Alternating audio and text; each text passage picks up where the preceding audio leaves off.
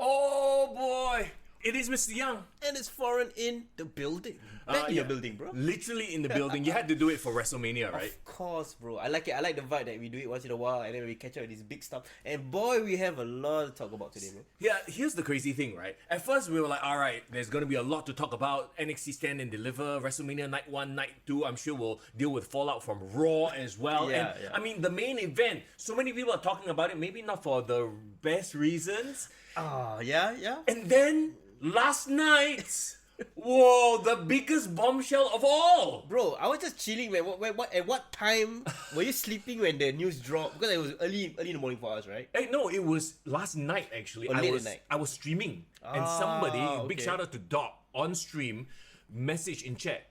Did you hear about WWE sale? I'm like, huh? Sale? I mean, I thought she was just talking about the rumors of a sale. Yeah. Because that has been in the rumor mill for almost like half a year already. Correct. And then we live on stream, I went and Googled it. I'm like, oh, it finally happened. Bro, not only did it happen, there was an interview on CNBC. Oh I think we shared it on our Discord as well. Yes. And we had the return, bro. The return of the enigmatic Spanish mustachioed villain, Vince McMahon, returned to the screens, bro. Not Vince Guardio, El McMahon. Vince Guardio Leviosa, bro. Oh my god. Okay, first of all, can we agree that mustache on Vince is weird? It's so weird. We've seen him for how many years growing up, and he's never had a mustache. He never even had a beard. No. Any sort of facial hair, bro. The rumor was he was very religious about shaving off his mustache. Like, no, not a bit of facial hair. Yeah, so what changed? Maybe the sex scandal was like, he was like, you know what? Since people are gonna associate me with a sex scandal, I'm gonna have a porn stash. No, it's like my late life. People have midlife crisis. He has late life crisis, bro. Right. Well, I mean, hey, now that he's coming into how much money, I mean, he's not gonna get all $9.3 billion. Yeah, sure. But still, I mean, he be balling. He can do whatever he wants. Bro, like honestly, knowing his history growing up, like a poor guy, trailer park guy, to not only build a company that's so great, but eventually sell off the company that was essentially a family business. Yes. How many times if the father was alive, would slap you on the face? Exactly. Like what? Okay, what's up? Let me say hi to everybody in chat. By the way, What's up? Edison, Faz, good to see you. HS Lee, Jason, Sir Who's. I know we have so many things to talk about. My gosh. Yeah, man. And Vince really followed my misa. I think he learned from me, bro. Oh yeah, I think so, bro. You watch. Vince is gonna start growing the chin hair at the bottom. After that, that's it already. Now, once he grow the Triple H, my Kratos, I think he's gone. Maybe he cannot. Maybe that's why he does a nice little. I mean, not everybody can grow facial hair, especially if your whole life you've not grown any facial hair. I've never seen John Cena with facial hair. Have you? No. God. When? Don't know he fake one or what? Some movie. Fake, I'm sure have probably one. a fake one. Yeah. Like a fake mustache. Hey, for a very macho guy, right, to not be able to grow, it could be like something that actually bothers you. You never know. Maybe. Yeah. Okay, so once again, welcome everybody. As usual, we have a Patreon page. So if you like what we do, please consider donating to our Patreon and help fund us doing what we do, coming together, either in reality or in virtual reality to do the podcast. Yeah. Maybe in the future, in the metaverse, so you never know, bro. You never know. Metaverse. Oh yeah. Okay, wait. But first of all, right, I think we also have to acknowledge Yes. them, our Discord members. Shout out to you guys because the last 2 days, actually the whole WrestleMania weekend has been popping. Woo. Appreciate it. And of course, we need to apologize ahead of time because in the last couple of weeks there's been some issues with our Discord. Yeah. People get kicked out here and there. So we've gotten to the bottom of it. We found out that it's actually because I switched on the Patreon only Discord. Right. So when we were setting up the Discord, we eventually wanted to make the Discord channel a Patreon exclusive. But then what we didn't realize, the people that's already inside kena kick out if they're not our Patreon members. Yeah, so it was like a setting thing. It's an automation thing. Yeah, so we didn't realize. Yeah. But no worries, everybody got back just in time for WrestleMania, and Yes, it was correct. popping. I love everyone's reactions Yes. as we watched it together. So once again, if you haven't followed the Discord yet, bam, it's right there in the description. Go join us on the Discord. Yeah, okay? shout out to the Shadow as well for streaming WrestleMania. Excuse me, Sorry, what? For our Discord channel For members. talking about it, you mean? Yes, appreciate it. So our Patreon, please thank you guys, The Shadow, Rishi, Div Royalty, Doc, Saleh, all of you guys. Yes. Thanks for keeping the podcast going. You guys are the backbone, the six pillars of Kick to the Gut. Yeah. Right. HS Lee says we should consider funding a trip to WrestleMania 40 And in do a podcast there. Philadelphia. Hell, hey, come, let's do it right now. Wait, you must start from today, bro. Yeah, You exactly. cannot save 6 months later. Must start from today. This one is not cheap, you know. Hey, plane tickets plus hotel accommodation. Don't expect us to sleep on the streets. Bro, could be like 10k USD maybe. I think about 10k thereabouts. I mean, if we're gonna go, here's the thing about going to WrestleMania as well, right? If I'm going to go to WrestleMania, I feel like, for me anyway. All out, Huh? You're gonna go all out. No, I don't go all out, bro. That's AEW. No, I'm kidding. All in. No, yeah, exactly right. The thing is, if you are going to go to a WrestleMania, I feel like maybe I'll go to WrestleMania once in my life. Maybe if I'm lucky, later I strike lottery or what, twice in my life. Right? So if I'm going to go front row, nice hotel, meet and greet, all that kind of shit. Because I never know if I'll ever go again. Yeah, that's true. It's like going pilgrimage. Well, it's, as a wrestling fan, it's our pilgrimage, right? It is the mecca of sports entertainment. So yeah, we definitely, if we want to do it, it has to be a big deal. We really have to like go bowling. Yeah. And we somehow have to convince our partners that it's gonna be a great trip for them as well. So Well, I mean, it could be just a bro trip. okay, can we do that? Yeah, sure. But I mean, then what will we do after? Because here's the thing about traveling all the way to the US, right? You can't just go there for one event and come back. We don't live that jet set life, We're not. No, if we go to the US, I'm a book 2 weeks off my year to like go Disneyland and Universal Studios and all that shit. Ayo, okay. Hey, what bro? Edison called you out, bro. I know. I saw Justin Ang. He went to WrestleMania. He was there. He went to this year's WrestleMania. He was at 39. Oh, good for him. Basket. No, I jealous. No, I become the hot and green. Oh, no, it's okay, bro. He go 39. He saw Cody lose. We go 40. We see Cody win. You never know. You never know. Yes, that's the way. Yeah, okay. Cool. But yes, all that aside, of course, we have a lot to dive into. So, do we want to dive into it right now? Yeah, let's just jump into. I think we should start with Should we talk about the Hall of Fame before talking about NXT as well, right? Sure. Overall thoughts, bro. Stacy looks amazing, and Stacey looks good, and they keep saying like she's the sweetest person, and when she talks, you can tell like she's the sweetest person ever. Yeah. Shout out to Mick Foley because I thought about what the hell is Mick Foley doing there? Yeah. But apparently, he and Stacey has a great relationship, and no surprise, Mick gets all the girls, right? Yeah, right. Yeah. Well, because he's a nice guy. See, nice guys do finish last. For sure. They become friends, lah. Friends for life. Right. Excuse me, Mick has a very beautiful wife. Oh yeah, he does. Beautiful daughter. Exactly. So, yeah. He nice guys do finish last. Okay. Yeah. I mean, Stacy, she was there in an era where it's a part of our childhood. Obviously, the stuff that she did then probably wouldn't fly today, or they made her do rather. Yeah. I mean, Stacy and Tori, like I mentioned before, is part of a lot of our puberty. Yeah. But again, like retrospect, talking back as a mature adult now, 30 years old, like I really feel like the one thing that was great about them, I mean, it's not just their beauty and like they literally were like must-see television every time they're on screen. Not even like the storylines, even like the things that they get inserted in. Like I remember Stacey, my biggest memory of her was with the Dudleys. Oh yeah, and her joining the Dudleys. At one point, she went through a table. Yeah, and then there was this one period where she was with the Hurricane Helms. Yes. Yeah. I mean, okay, but let's be real as well. There was a lot of raging hormones. Yeah, of course. That play into that, fuel nostalgia. Okay, but I want if you know that tonight will be Tori versus Stacy in a bra and panties match, like I mean. Okay, if any one of you did this, please let me know because I don't want to feel like I'm the only, Bro, what are you going to reveal now? No, don't worry. Who else, when they played SmackDown vs Raw or Here Comes the Pain back in the day, they will work very hard to be able to win. Like I think when you win certain matches, you can unlock unlockable posters and download screens. Yeah. Oh, I always wanted the Divas download screens. I get them happy. I'm like, yes, I mean that's like me enjoying my puberty. But anyway, the point is right. I like the fact that these divas are getting appreciated. Like we've appreciated all like the old school OGs, like the Mullahs from back in the day. But now like the Ruthless Aggression Attitude Era are given their shine. But So yeah lah. is it because no more already? Like who else is there other than Mula Mei Yang, China, who's been inducted? Yeah, I believe there's Trish Lita. Molly, but Jacqueline. Yeah. Victoria, has she been inducted? No, not yet. Victoria hasn't been. I feel like there's also a case for people like Melina. But Beth also. But Beth is already done. Oh, but then again, those you just mentioned, Melina and those came after correct. Tori and Stacey. Yeah, so I think we're getting closer to like the more recent modern. Excuse me, Dawn Marie. Yeah, who can forget Dawn Marie, man? What about Goldust's wife that time? Terry Reynolds. Terry Reynolds, Marlena. Yeah. So all this, I think they're unsung heroes. Maybe they are not going to be the super big induction, but you know what? I think I like that Hall of Fame is being downsized to like 5 a year. Do you think it makes more sense? It makes sense, and because yes, like a lot of people mentioned, right?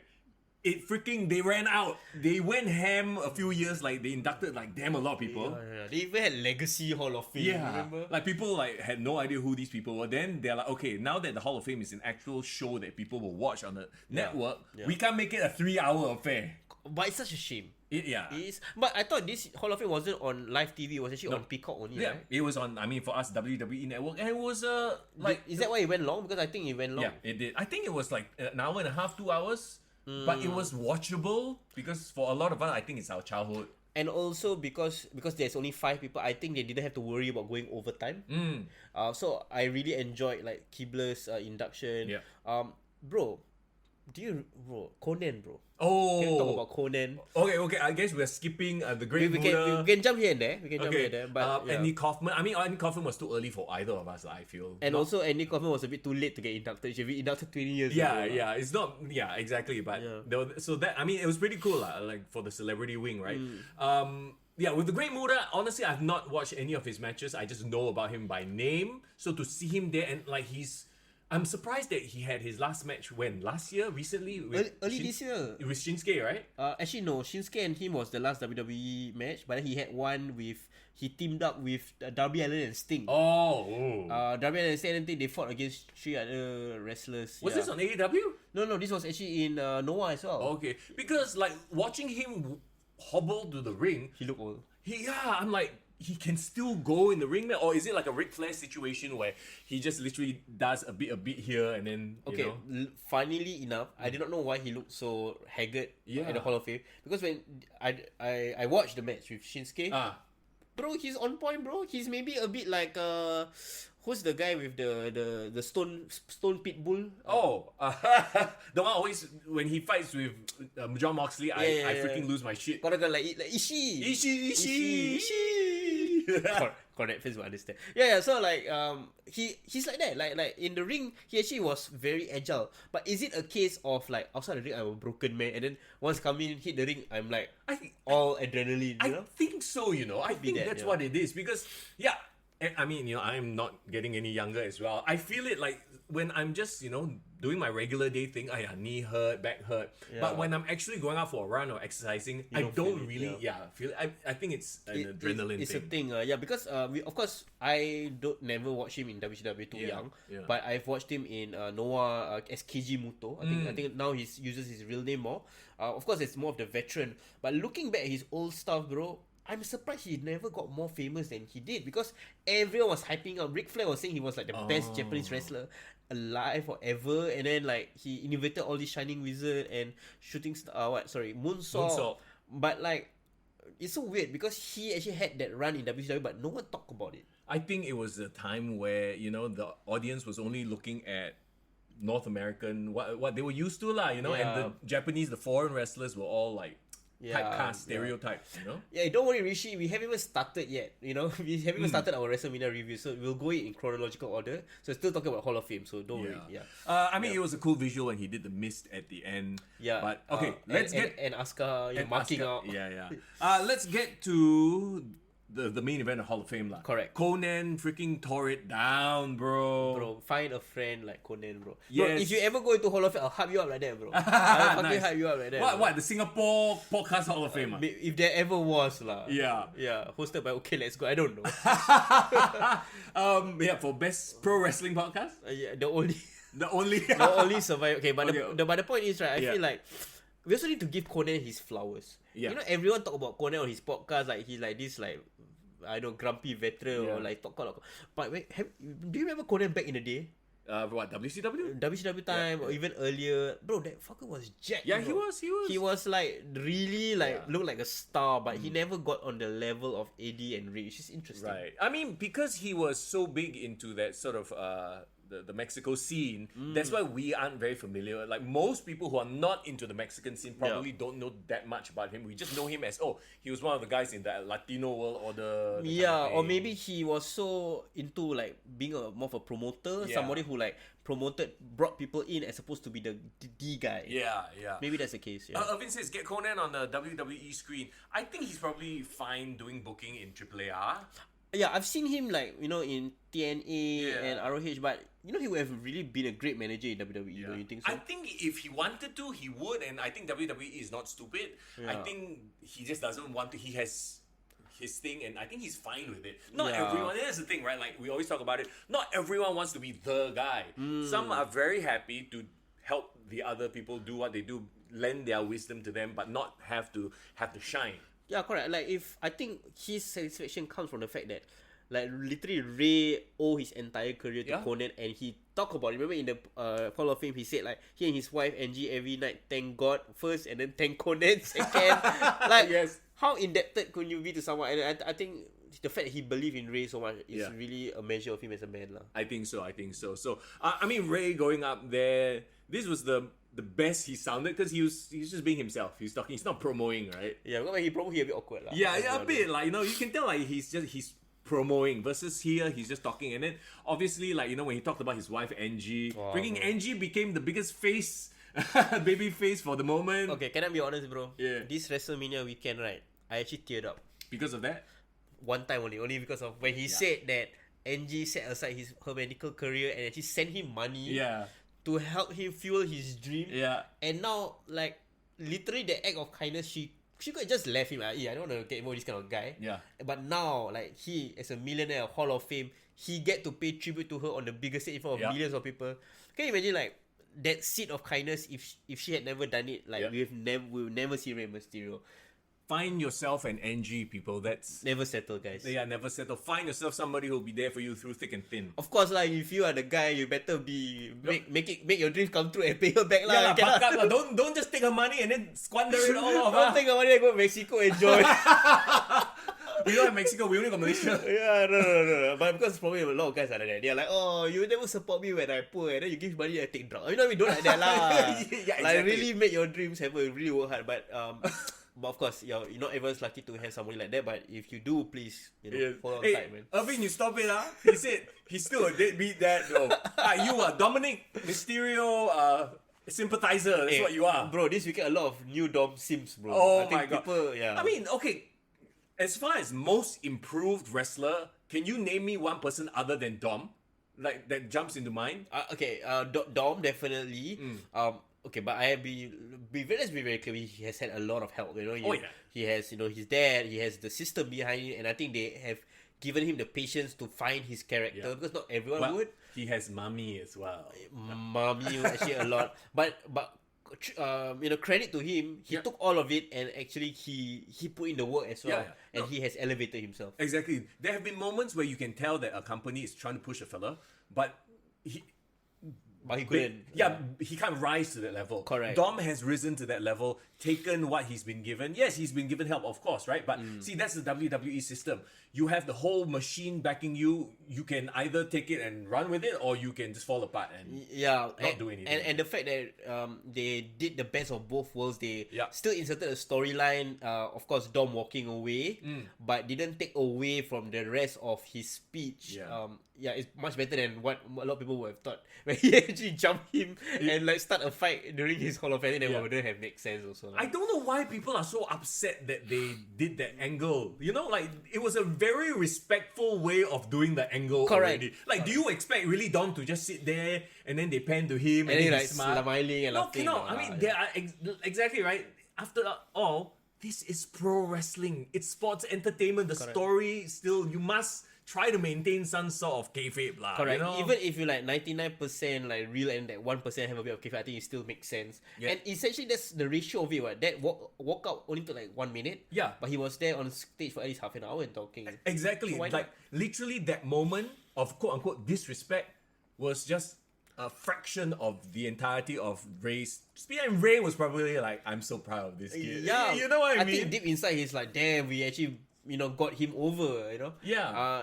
And I feel like one of the things that is very underappreciated about Ray is he really is a innovator, trendsetter, and after a while you really forget how short he is. Like, like you really forget. Yeah, he is. Some people like it really how to say very emphasized when you look at it. Damn short. But like something about Ray, maybe it's his mask, it's his character, it's his mystique, it's his moveset that you just feel enraptured. And when he talked about how he also fell in love with that world, he wanted to be wear all those masks, wear all those colorful costumes, to see somebody kind of actualize the dream, right? Yeah. For all of us, I think we love to see that when that happens for everyone. And okay, let's be honest here, right? Like, we also have to thank the WWE machine and the fact that Ray was willing to grow his character and not just be a masked luchador among a sea of so many masked luchadors, right? Yes, he had those really good, crazy, high-flying lucha libre matches in WCW. Correct.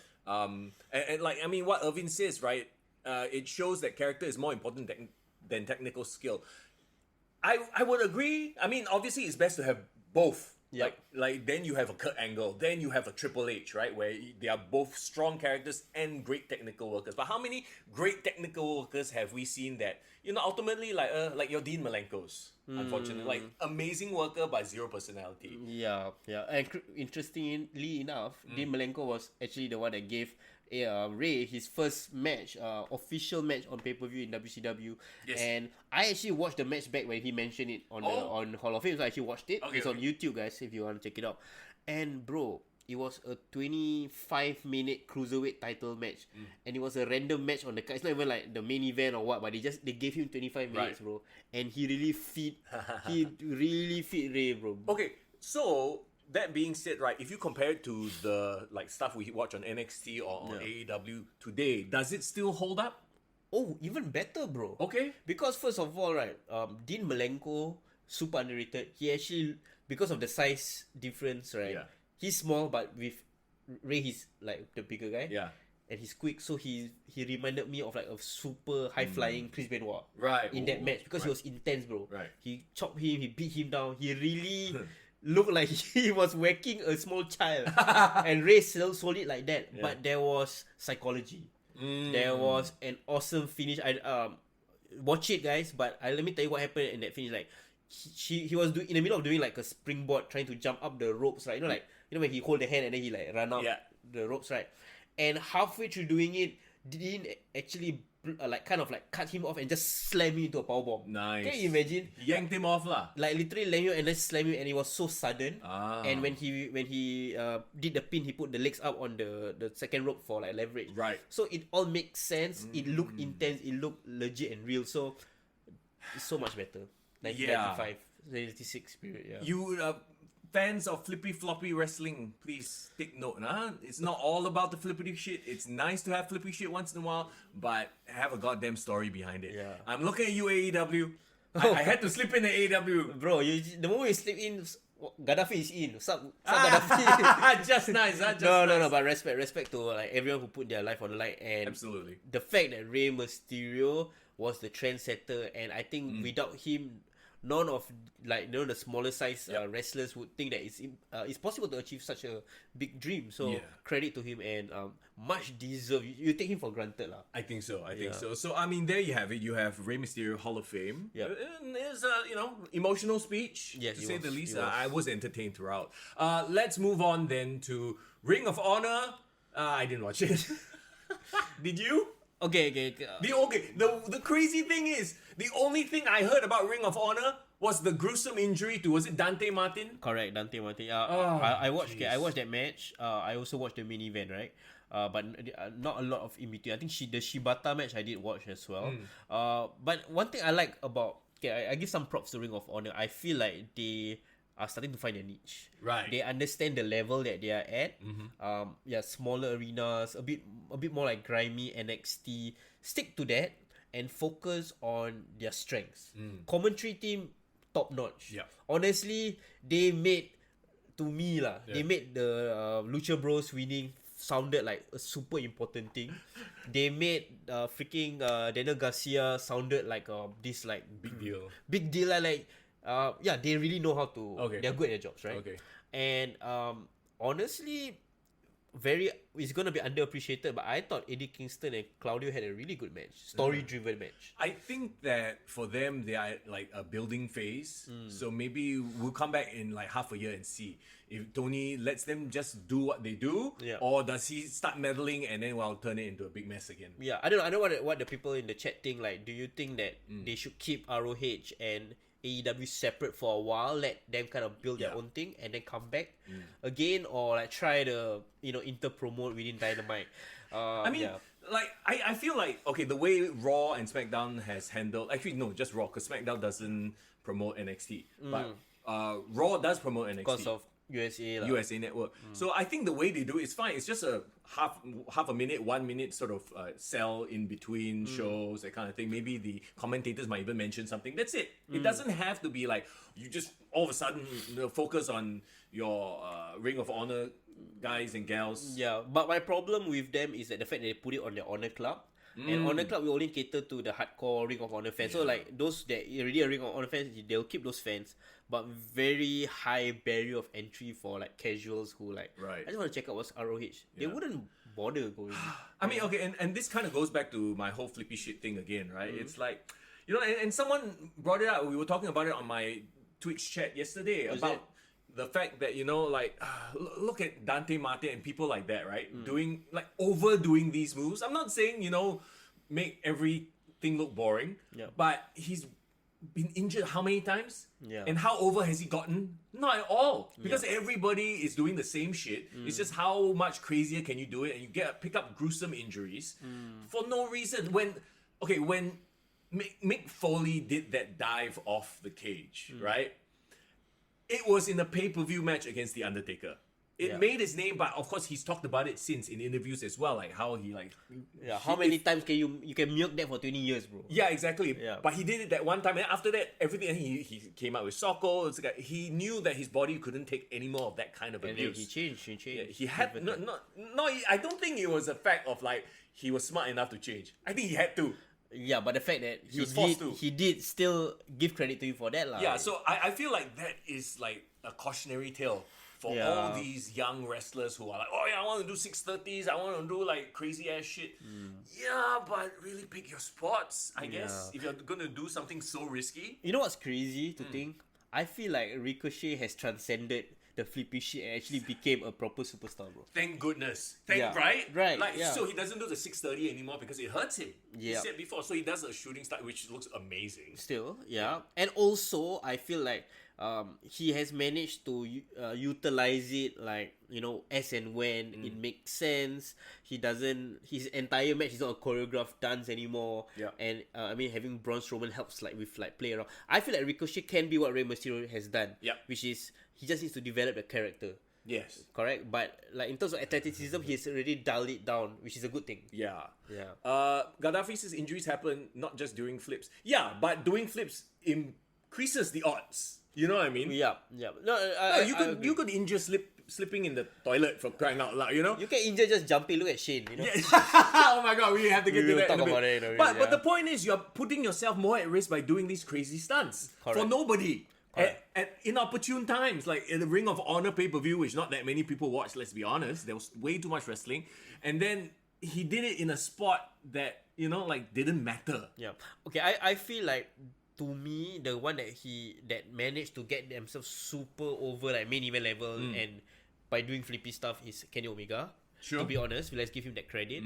But I feel like even now he's really showing wear and tear. He's only 38, right? Yeah, exactly. So I feel like it is a very high risk style, and no one's forcing you to do that stuff. But if you want to go to that style, that's cool. That's how you want to live your life, sure. Yeah. But again, like, you are just gonna cut your longevity lah. Yeah. Yeah. Which at the end of the day, like, it's maybe it's a young person mentality, right? I mean, when we were all younger, we would do risky shit. Correct. What does Sir Hooves mean by AEW needs to reevaluate their SWP? Does SWP stand for something that you... Standard working procedure? I don't know. Maybe? Who's please clear up your acronyms. We don't know what SWP means. Yeah. I mean, okay, let's not get into that whole debate because we have so much more to get to. Sure. Let's jump to NXT. Correct. Stand and Deliver, which I did actually manage to catch after WrestleMania, right? Actually, it kind of also links back to what we just talked about because I felt like they see, I talk shit about AEW all the time with too much flippy shit, right? I feel like here Shawn Michaels is the good parent, Triple H is the bad parent. Triple H the one that sets boundaries, say you cannot do this, you cannot do that. Oh, okay. HBK is like, okay, just do. Go for it, bro. Go for it, just go for it, bro. And it makes sense, right? Like, Yeah. given their nature, the type of person that he's And always been. technically, in terms of flippy shit, technically Shawn Michaels also did it, right? Back in the day. Yeah, exactly. So that's why I think he's understand. cool with it, right? Yeah. Safety, wellness, Protocol or and safe civil. work procedure. Yeah, so I mean, we get what you're trying to say. I think Tony Khan is in that position where he's like, really, I let you do whatever, lor. And he's not really thinking about it that far ahead because he's not a booker. Yeah. I mean, excuse me, best booker of 2022. But just watching NXT Stand and Deliver, right? Yeah. Like, the very first match already, you had the women doing all kinds of stunts. Yeah, this was the match that there was between the schism, right? No. I'm talking about the ladders match for the women's championship. correct, I believe that was the one that kicked off the show. Oh, the schism and Tyler Bate Chase University was a kickoff match. Oh, okay, I didn't watch. Okay. Yeah, But all I know is The Rock's daughter is still very green. That's the only thing. That's my only takeaway from that match. Okay, but give her time, Give her time. right? Yeah. Watching this match, right, I can see all the potential. But like I was watching them doing taking all these ridiculous bumps and going, is it worth it?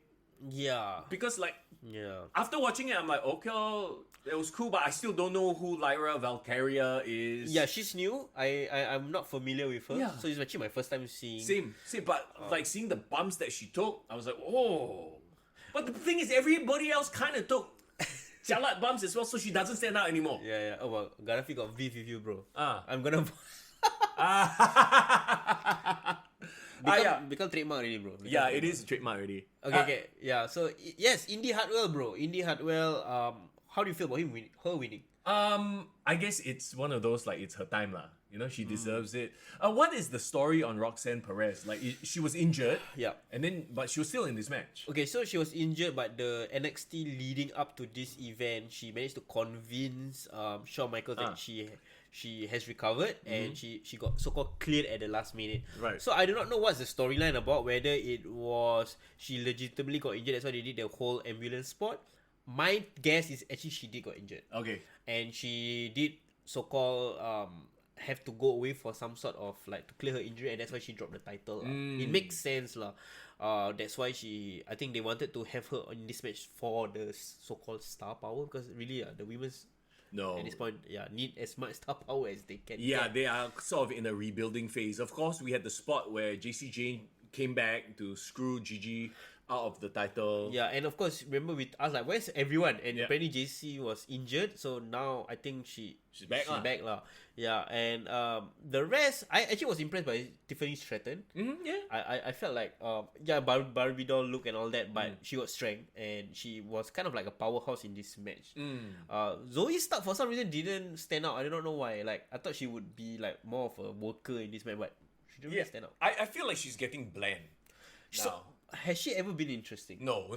Okay, fine. She's always been bland, right? Okay. Yeah. Like, I found myself more interested in watching the Nikita Lyons promo package and Cora Jade promo package than. Interestingly, they weren't in these matches, and those are the over. I think the over characters. I think it's injury lah. Injury. Well, I mean, hey, maybe they need to dial it back a little bit. Maybe. They're so young, right? How happy are you that Indy finally got her flowers, so called? To be honest, because I stopped watching NXT for a long time already. Ever since 2.0, then after that, whatever. So I kind of ended at Black and Gold.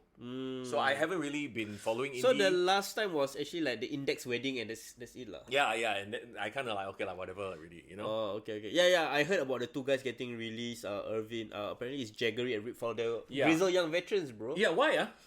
I mean, The McMahon era is back. They were in the schism. I mean, that's like a deadbeat gimmick lah. I also will quit after that. Hey, poor Rock's daughter, but they cannot anyhow fire Rock's daughter. Okay. They don't offend the Rock. Okay, so you have the Gallus. This one I actually kind of didn't pay attention to. Did you really pay attention to this one? Gallus winning or retaining? Because one of the other Coffee brothers showed up and helped them win. I watched this match. The thing that actually caught my attention was because you keep talking about the Creed brothers, and you talk about how like they are like legit, like, you know, stand-up athletes, and so I actually paid attention to them, and they do remind me to a certain extent of American Alpha. A bit, right? Gallus, unfortunately, I thought I would be impressed by them because I knew them from NXT UK, but they were very and they were the champions. So the fact that they were the champions doesn't bode well in my opinion, because they're not a compelling. Honestly, I would have gotten who's the two like super like flamboyant guys? Oh, they hosted the Stand and Deliver. Correct.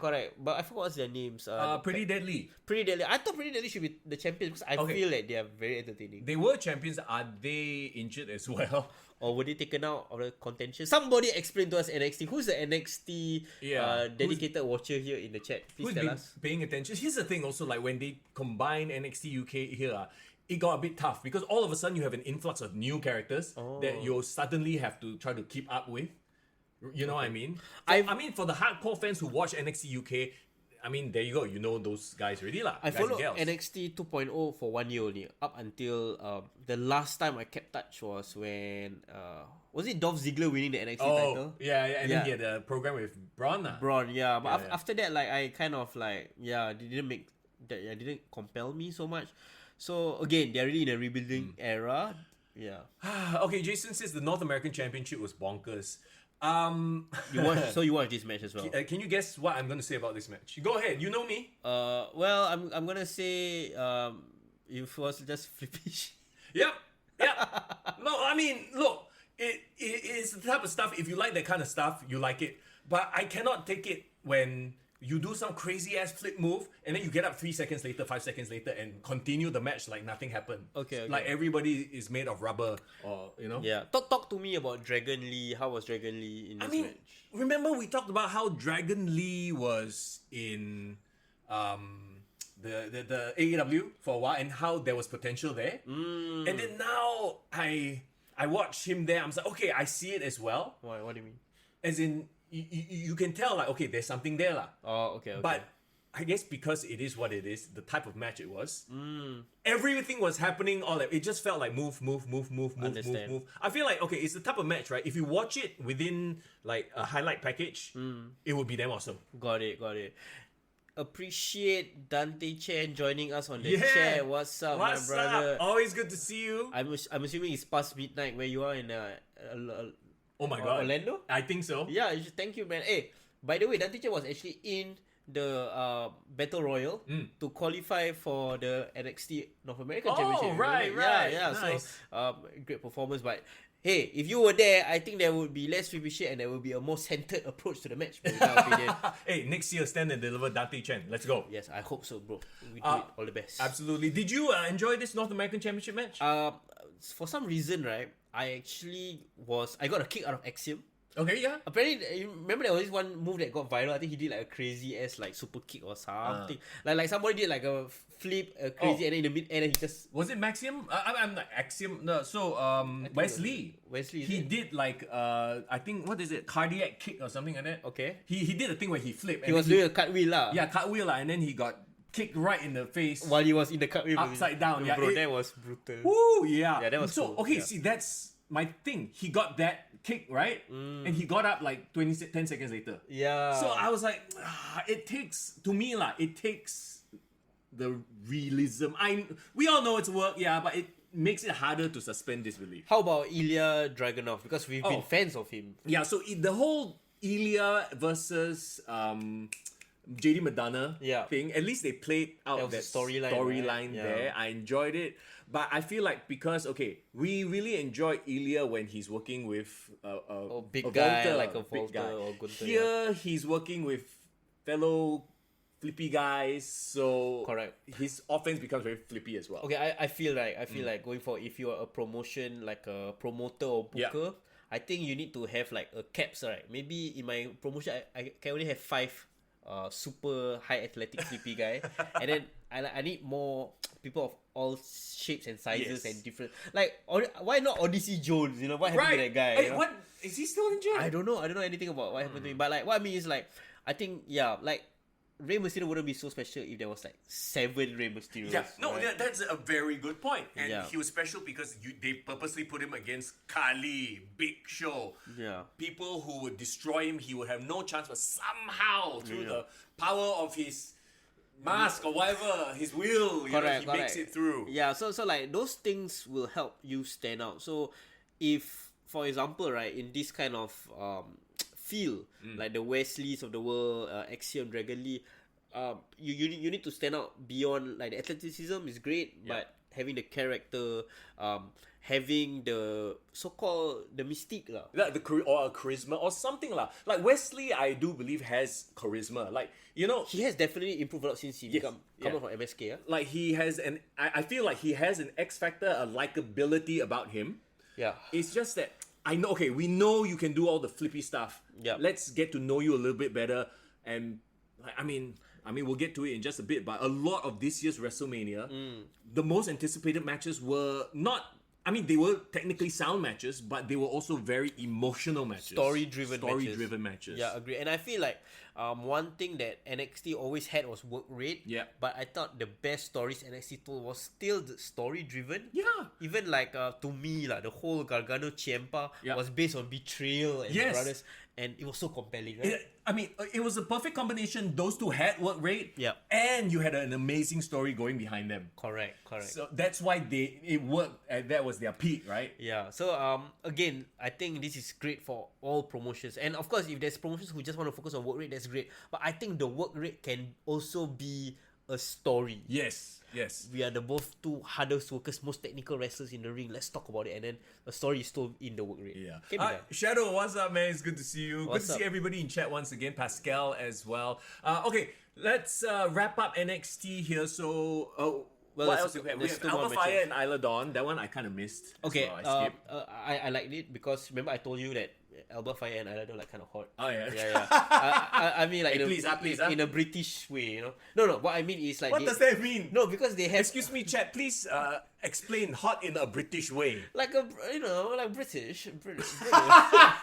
Doing a fake British accent doesn't help. Do you see the TikTok when this one Angmo went to Malaysia and then like the great driver was like, "Oh, you're from UK? UK? I really like Harry Potter." And it's like a Malay guy. He like Yeah. want to smack the fellow. Okay, anyway, the point is, but I feel like Alba Fire and Isla Dawn has an interesting look. Right. The look, and that stands out immediately, and they're very sound wrestlers as well. And I think the two of them, one of the better NXT UK crossovers, like, in my opinion. Yeah. Okay. Gargano. Gargano versus Grayson Waller. Yeah, apparently that was like the final match. Was it like an unsanctioned? Yes, it was supposed to be an unsanctioned match. Okay, so did that happen first, or was it the main event? No, that happened first. Main event was Okay. last. So Cool. I don't know if you guys noticed this, but quite funny lah. When Grayson Waller actually does his entrance and stuff, like he actually does Instagram live. Oh, so you can just see it every time. Oh, Technically, like nice. you can see what's going on his live and when he comes out on stage, right? And then they'll post the video of his Insta live on his entrance. Did he take over Theory's gimmick? A bit. No, I feel like he had the gimmick first. Oh, is it Yeah, Theory's? but Okay. you know what I also noticed? They put a giant logo, WWE Instagram logo, on top cover. of the chat. To cover. Because you know chat will talk all kinds of shit one. And because this is Instagram live, you can't go and like edit it in post. Wait, so they cover the huge W cover the chat. Yeah. So That smart. is damn funny. It's because Instagram, like the chat is in the bottom left corner. So technically you can still see Grayson Waller's face, but then there's this giant fat obvious logo blocking chat. This is really, they take the copyright to like serious degree like that. Yeah, no, they don't want people to talk shit and say some funny, comments on their. Don't get ideas, everyone. Ah. Remember that time when Thunderdome first started? For some reason, people put like Chris Benoit's face lah, or like stupid shit like that. You know, people will try to troll one. No. Okay, but okay, Gargano giving the rub to Waller. What do you think of Waller's growth? I mean, I don't know. Do you feel connected to him yet? No, and Okay. it's weird because I'm trying to ask myself, do I feel go away heat? I feel ambivalence, and that is not good. Don't feel anything for him yet. I'm like, okay, lor, like he's irritating, I get it, but Yeah. I don't know if it's this sort of irritating social media guy gimmick that I don't connect with. Maybe because I'm not that age. The problem is, right, no one can do social media gimmick in WWE already. When you have Logan Paul, you know what I mean? Like, why would anyone want to do that when you have the best social media? It's stuff? like who are you when freaking Logan Paul is there with millions and millions of people on YouTube? Yeah, so I feel his gimmick is gonna be hurt by that fact and that fact alone. Last time people always say the older wrestlers, they fight about keeping my gimmick. This is my gimmick. Don't steal my move. Don't steal my finisher. Maybe they need to go back to that. There is truth to that. Yeah, like if everyone uses super kick, then super kick is nothing already. What? Which is what has happened. Yeah. I think what hurt this match for me also is, and we talked about this before, seeing Johnny Gargano on the main roster being misused. Not Gargano, And sort of like, and then every time now when this feud comes out, I cannot unsee that horrible acting by Candice LeRae. Have you finally seen the clip? Yes. No, go away. Hey, go away. Go away. Oi, go away. Oh, she didn't want to yell because the baby is sleeping. Go away. Go. And then your husband is getting stomped in the front yard. Find somewhere else. Please, shh, go. Like, oh my god, this is the worst acting ever. They should just shows a fake baby, right? No one will see anyway. Exactly. Go away. You know, I don't know lah. It was. But anyway, the match itself was fine. It's Gargano. Was it nice to see Gargano in this environment again? Yes, it was, and with a crowd that appreciates him, obviously. So makes him look like a star. So NXT is his level, lah. Yeah, I think it is, Okay, let's get to the main event. Then you had Carmelo Hayes with Braun Breaker. Did you watch this match? Yes, I did. This is actually my most anticipated match. Yeah, it is. So I feel like again, weirdly enough, because I had a lot of hype for this match, right? It didn't deliver. Yeah, same. I agree. Like, I was waiting for you to because I didn't want to be that guy who shits on the match. Bro, but you already are that guy. I mean, Right, just be that guy. I guess. Okay. Like, I mean, okay. I think Braun has run his course. If that makes sense. In NXT in NXT. in his character. Yeah, because this character has kind of just plateaued already. Yeah, okay. I know what it is already. I figured it out. Both of them are not ready to lead a match. I think Braun has done well because he's always worked with either like a more established star like the Dolph Ziggler's or the Ciampa. Has he ever fought anyone at his level? But when he fought people at his level, I always felt like the JD McDonough, for example. JD McDonough is a great worker. Yes. And I think Carmelo and Braun came from other backgrounds and they're very athletic. Yeah. But they're not wrestlers naturally. No, Maybe that's also a reason. I think that's a very good point. In that, you have two green guys leading each other, and that's why the match was kind of just meh, right? Yeah. I mean, the fact that the most memorable part of the match was when they redid the whole like he want to fist bump him. But Carmelo does the handshake instead because that's what happened a few weeks ago. Yeah. Literally, that was the only thing I remember from that match. And also, I don't know whether I've been following NXT. Maybe I haven't been following. What's up with Carmelo's nickname being called him? Yeah, him. What? Does he really like Powerpuff Girls? Why? You know, got the satanic evil villain called him. Is it really? You go Google now. One of the villains in Powerpuff Girls is him. Yeah, okay. He's actually a Satan. I think him is supposed to be like, I don't know if the young kids, one of the young kids, please correct my vernacular, but I think him is supposed to refer to God. Like, so I am not him? capital HIM. You know, like him. It's lyric in the Lady Gaga song. Or I thought it was like, oh my god, It's him. I don't know. Maybe I don't know. Tell me, guys. Yeah. Somebody please explain. Hey, Irvin, indie scene doesn't mean good worker or can lead match. Okay. Okay. I don't know. Lah. Yes, Toverkin, I am in the villain. No, I'm not. See, you confused me, bro. I was about to reply. I am in the building, and then I saw he's the villain him. He understands. He knows what I'm talking about. Hey, Fiaz, welcome. Fiaz just watched Raw. We haven't even touched on WrestleMania. Okay, let's wrap up. Stand and deliver. Did they stand? Yes. Did they deliver? Maybe. It's a far cry from somebody who used to love NXT Gold, Black and Gold. It's a far cry, but I mean, it is what it is. This is their developmental, so you can't be too hard on them. I can say that it's better than last year's one, which was the first NXT.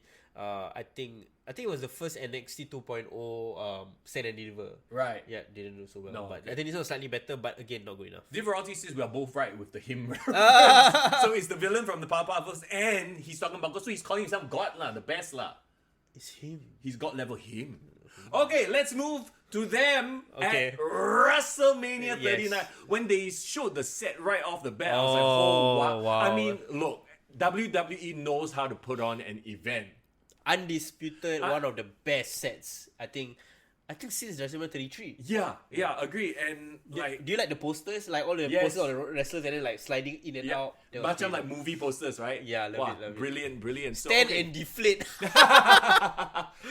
Let's get to night one. Okay, let's jump right to. I'm sorry guys, 1 hour in, but Yeah, let's jump WrestleMania into it. review right now. Let's go. Because not only do we have WrestleMania review, we have the biggest news to come out of WrestleMania. Yeah. Nothing to do with WrestleMania. Let's Okay, here talk we go. about it, yeah. Night one, I think most people agree. In chat, let us know which night you preferred. I think we can all agree this was the better night. It was from top to bottom. It was a better night. Yes. There were some not so good moments, but overall, everyone left night one feeling super pumped and Yeah. happy. And then everyone left night two going, What the fuck? okay, first match. Of course, you kick off WrestleMania with John Cena. Like, I mean, come on. This made sense. And then his intro some more. This year, they went with like John Cena is the biggest nice guy in the universe. Bro, I think right this year very very smart. Make a wish. Yeah, what WWE did was right, they created all their match cards and then they went to all their sponsors. Come, you all want to sponsor which match? Which sponsor makes sense for which storyline? Actually, so smart, right? And a lot of it was a display of this is how we can make money.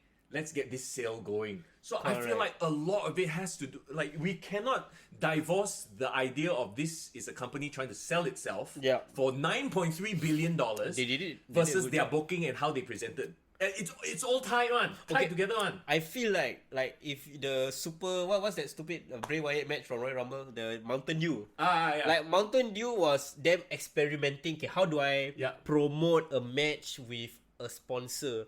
I think now they kind of refine their process, and I think every so-called sponsorship that was in WrestleMania felt seamless. It didn't take away from this. So like Make-A-Wish makes so much sense. Yeah, well, I mean, okay, Make-A-Wish is their corporate, like, sort of charity. Yeah, but also going forward for the other matches, we'll talk about it. No, but also, I don't know if you noticed this, and I'm sure you did, but the freaking, the tax service, the one, they had do your tax thing. Oh, yeah. The LED boards are now advertisements like in football.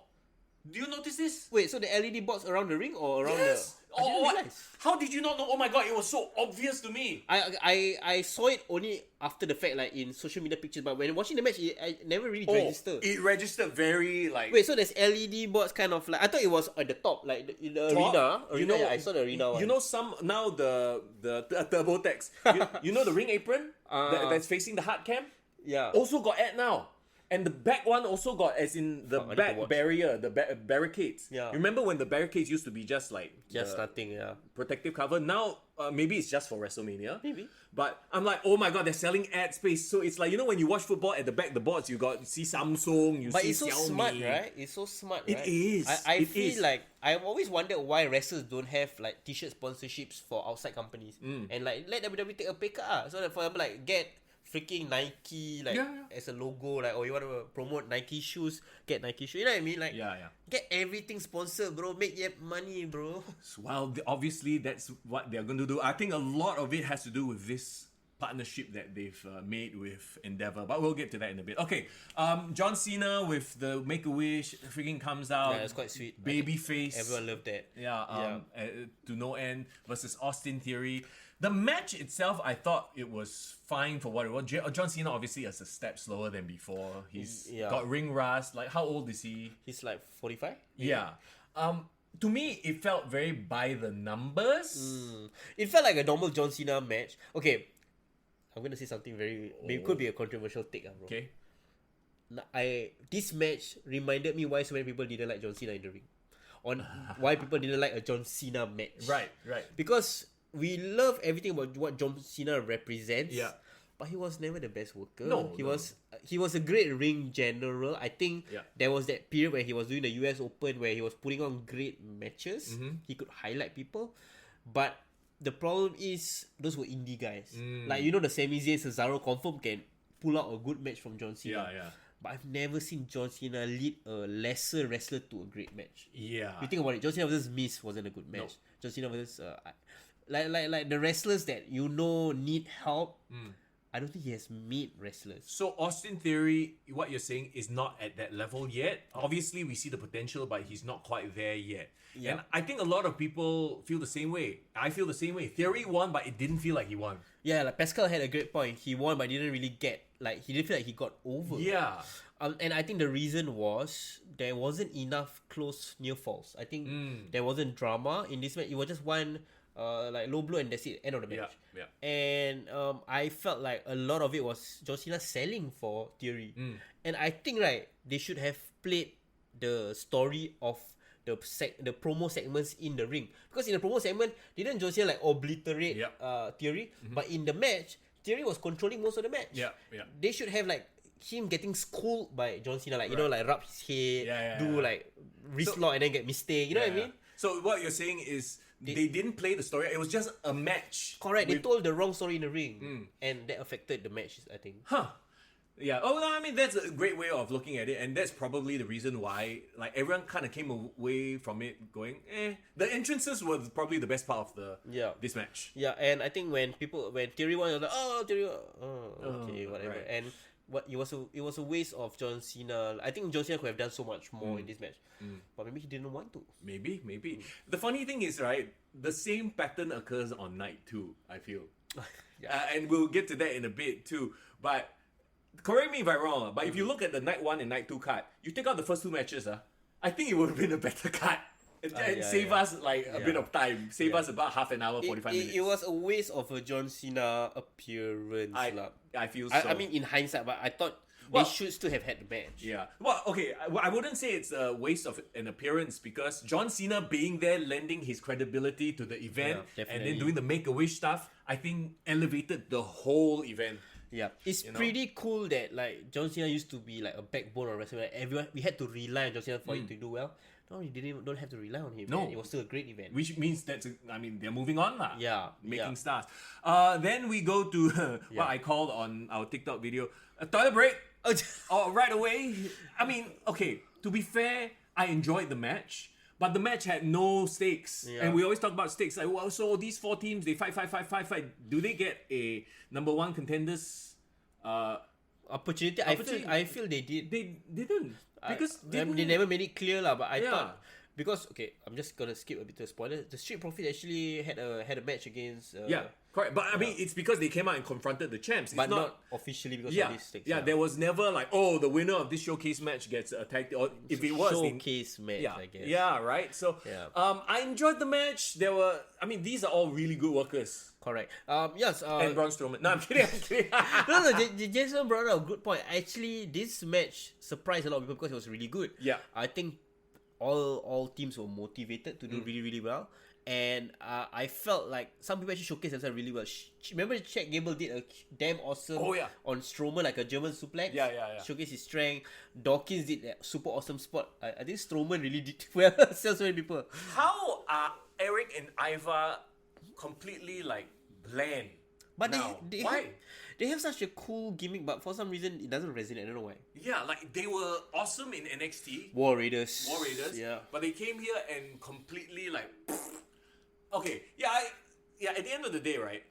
Like like we talked about, they're all really solid workers with a match that nobody cares about because there are no consequences, no stakes, hardly any build. So okay lah. I mean, it's just a match for the sake of having a match. Correct. Remember, the issue was a lot of people complained that Triple H wanted to lean down the card. Yeah. And then last minute, I think he gave in. It's this match lah, probably. Oh, to give them a shine. Give them a shine. I mean, it's tough to be a boss like that. Like sometimes you are friends with all of them also. You want them to have their shine because they've been putting in the work as well. Yeah, right? but I think Street Profits winning, I think people were happy in the crowd, and they are over. So it's not it's a bad thing. Okay, you know what? Let's call the first two matches pre-show match. Okay, fair, sure. Because if you kicked off with Seth freaking Rollins versus Logan Paul, I think that would have been a hot open. It would. A lot hotter than Austin Theory versus John Cena. It would. I mean, in hindsight, definitely. But bro, Seth Rollins and Logan Paul, I thought like brought the show. Look, this is Logan Paul's fourth match? Okay, fifth official match lah. Sure, but like you can count the number of matches he's had with one hand, right? And it is insane the level at which he is performing, having 5 matches only. No doubt. Okay, so obviously Seth is orchestrating the whole. He's the ring general in this one. Correct. Obviously, Logan Paul, he is so athletic that he can make up for his greenness. Yes, I agree. And the thing about Logan Paul is that his head and his body fits WWE so well. I mean, he gets like his mentality for the business. Like he gets the business like mentally. Yes. And his body has the ability to pull off like bridge the gap, right? Yeah. So I think that's what is going for him. Yeah. I don't want to say he's like the perfect wrestler heel, but he's almost the perfect wrestler heel wrestler. He is. I mean, he's genetically like you create a wrestler, right? This is your maxed out create a wrestler in WWE. And then you hate him because he's so good, but he put in so little effort, quote unquote. Yeah, and that's a great thing to hate about. Like it's great character work. Yeah, that's why he's so good as a heel here. And okay, I mean his intro was like freaking him doing the zip line thing. But for me, right, I was laughing because like I thought the zip line quite slow. Yeah, so I was like, hey, it's great. What's up? I'm like, oh, okay. he got to narrate, he got to talk shit the whole way through. Oh yeah, this is awesome. Okay, so that actually annoyed me already. I was like, oh, okay, I'm ready for you to get beaten up. and then when okay, I thought Seth's entrance with the conductor was so brilliant.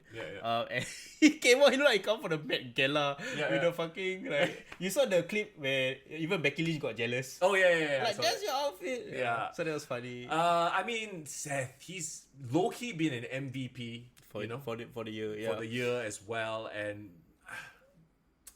there's not much to say. It was an awesome match. Yeah, it was a great match. I mean, suffice to say, we need to talk about the prime appearance of KSI. Yeah, so another YouTube star, obviously, right? Yeah.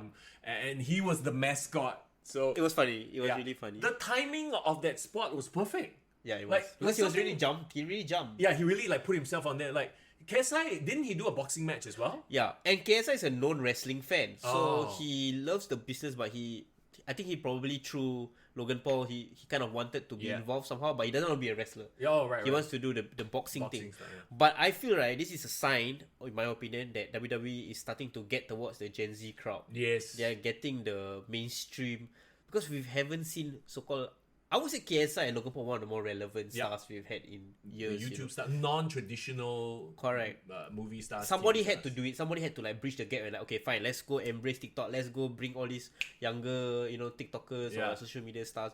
And they brought the two biggest in the world. Yeah. So it's great for them. You know everyone. What needs to happen at SummerSlam then, right? What? The champion of the internet, Zack Ryder, versus Logan Paul. Oh my god, that would be funny. That would be funny. Yeah. I mean, okay, so the timing of the pull, the big splash, Logan Paul jumps and hits KSI instead. Even little things like him doing the freaking buckshot now seems to be like a walk in the park. That's like a starting move for him now. Yeah. Bro. It's crazy. People have that as their finisher. Hangman Page. Yeah. He has it as like basic move. Hey bro, Fias, I also want to drink some Prime. Okay, is it selling in Singapore? I don't know, bro. I'm curious, bro. I mean, okay. To be fair, right? Like you can see some greenness. He's not like an Austin Theory where everything looks smooth and perfect.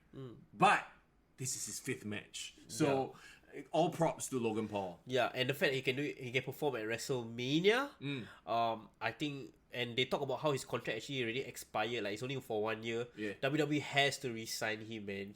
They need him. I think in terms of the clout he brings, and also I want to see him fight against like bigger size people. I want to see him fight Omos or something. You know what I mean? Like, Bro, of all the people you could have thought of. I mean, just the first thing I came to mind. But what I mean is like I want to see him with other people. Yeah, like sure. interact with the rest of the roster. I think that'll be interesting. Okay, so the next match, right? I feel bad for thinking that this match stank, but to me, this was boring. I felt the crowd felt it was boring, and it sucks because you have two legends, and Becky Lynch and Damage Control, and I tell you why I think this sucked, right? Okay. And my belief as to why this match was so flat. You have a tag team championship that doesn't mean anything, let's be honest. Lita was never a great worker to begin with, and now that she is slightly older, she's you can see several steps behind the younger stars.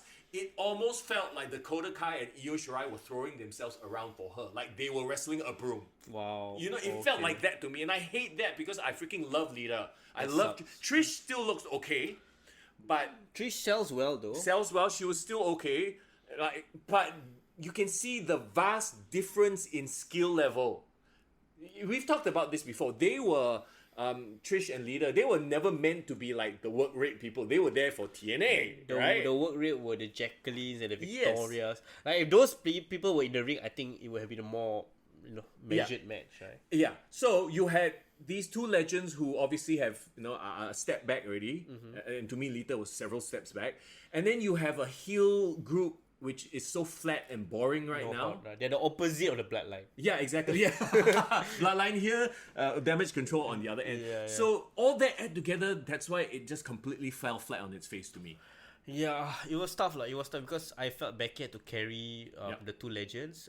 Damage Control has no heat Nope. going for them, and I think this is just honestly a charity match. And I love everyone. But I feel like Triple H probably is like, I need to pay off Damage Control. I need to give them this stage. And I think they were using Trish and Lita as star power to kind of like bring up the interest in the match. People were interested in like seeing them, but then I think once the bell started, they were like, okay, like it's.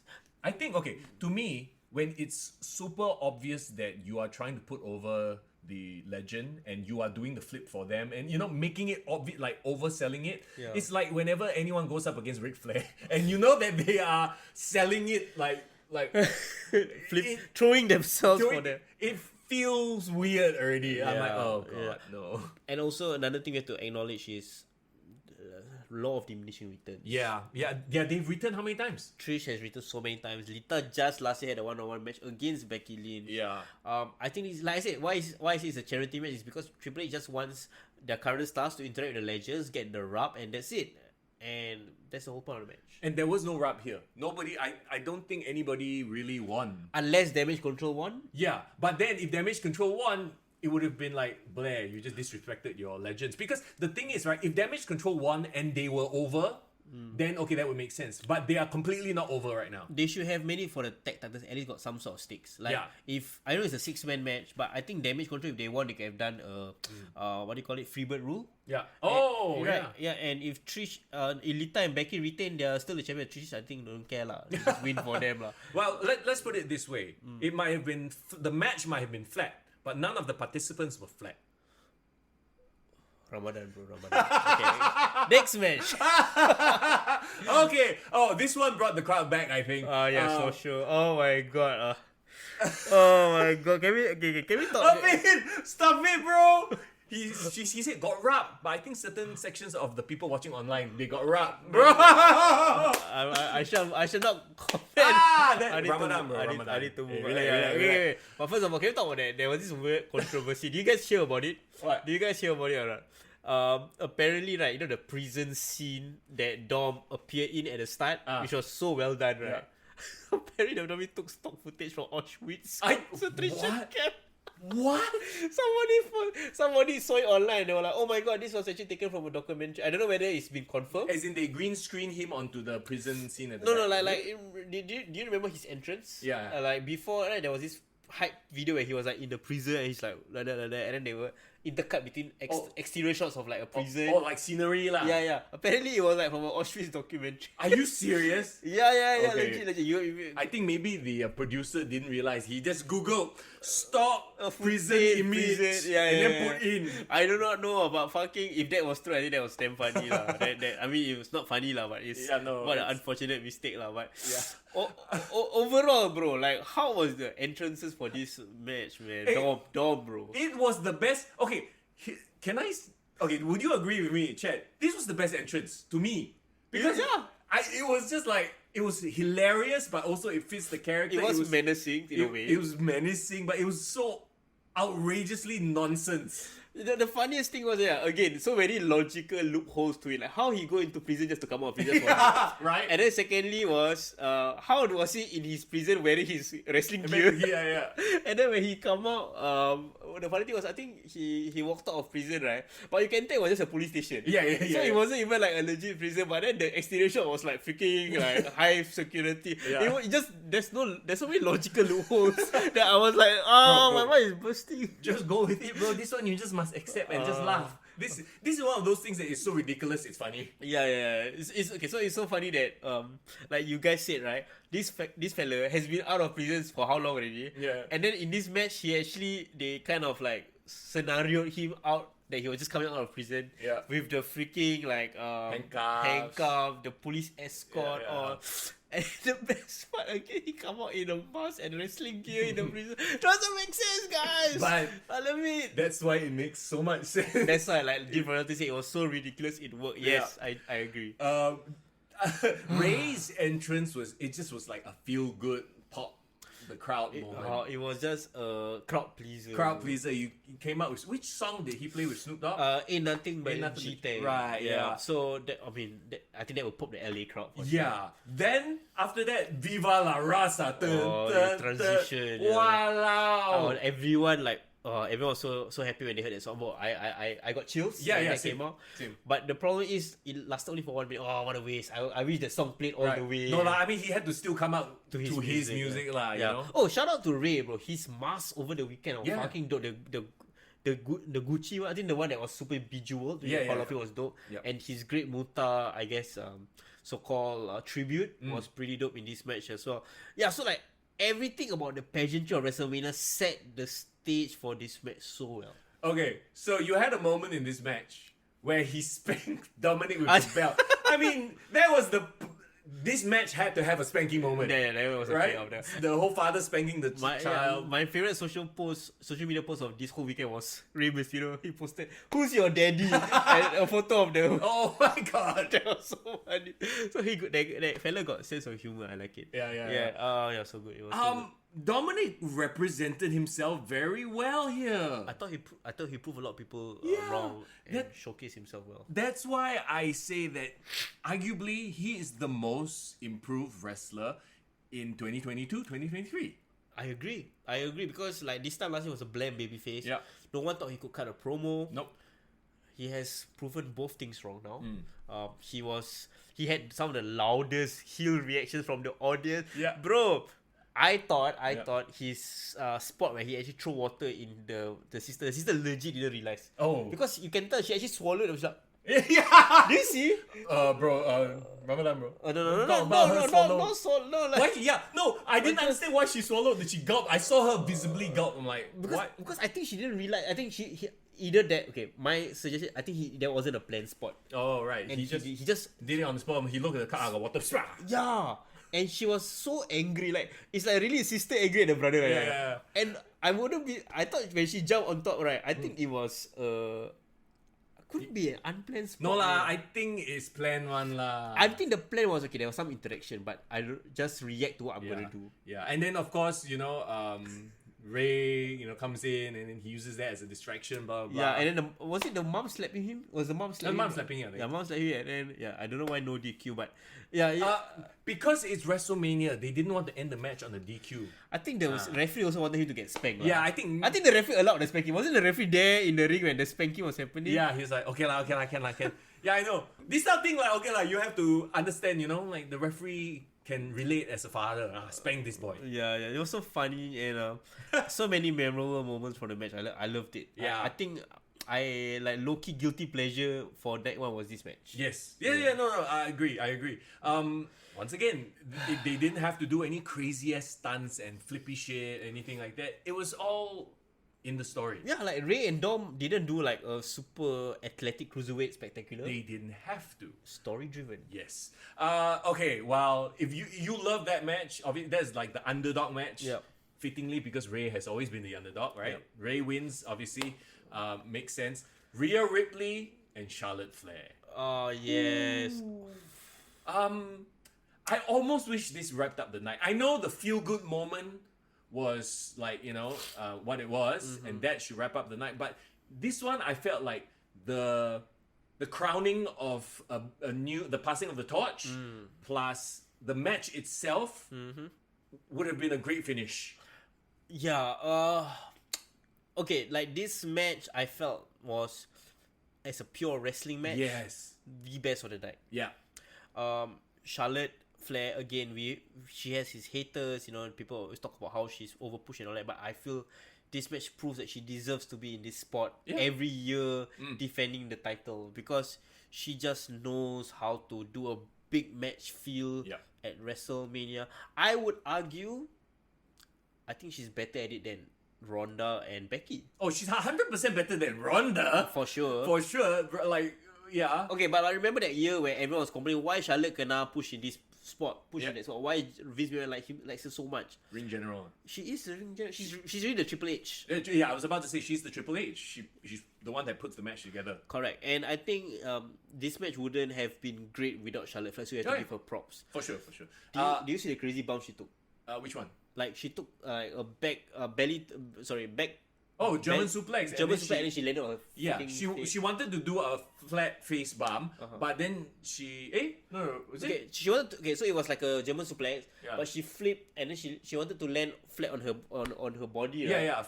but then she landed on her face. Yeah, I think her face popped out. Yeah. And then like her knees buckled, so it looked terrible. So usually when they do that spot, when you do it's a backflip, right? So you land flat on your face, so your whole body absorbs the bump. Yeah. But she landed in this weird hunched position where her face and her knees went down instead of the whole body It flat. looked terrible. Yeah. Wait, I got a very random question. Any wrestlers in the chat, can you answer this question? If you take a full face plant bump, like face, like a full body bump, right? Then how you protect your dick?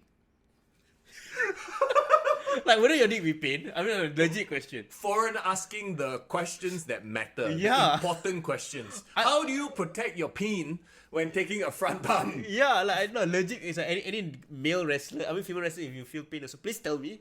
I because I've never when that one time I did a wrestling match, we the whole time was all back bumps. Right? Right, no front bump. No front bumps, yeah. You have to pray before you take your front bump. You pray. Then you tuck your in the jewels in nicely first. That's nice. So you I don't think don't need to show it, bro. Then become only fans already. Cannot, it's fine.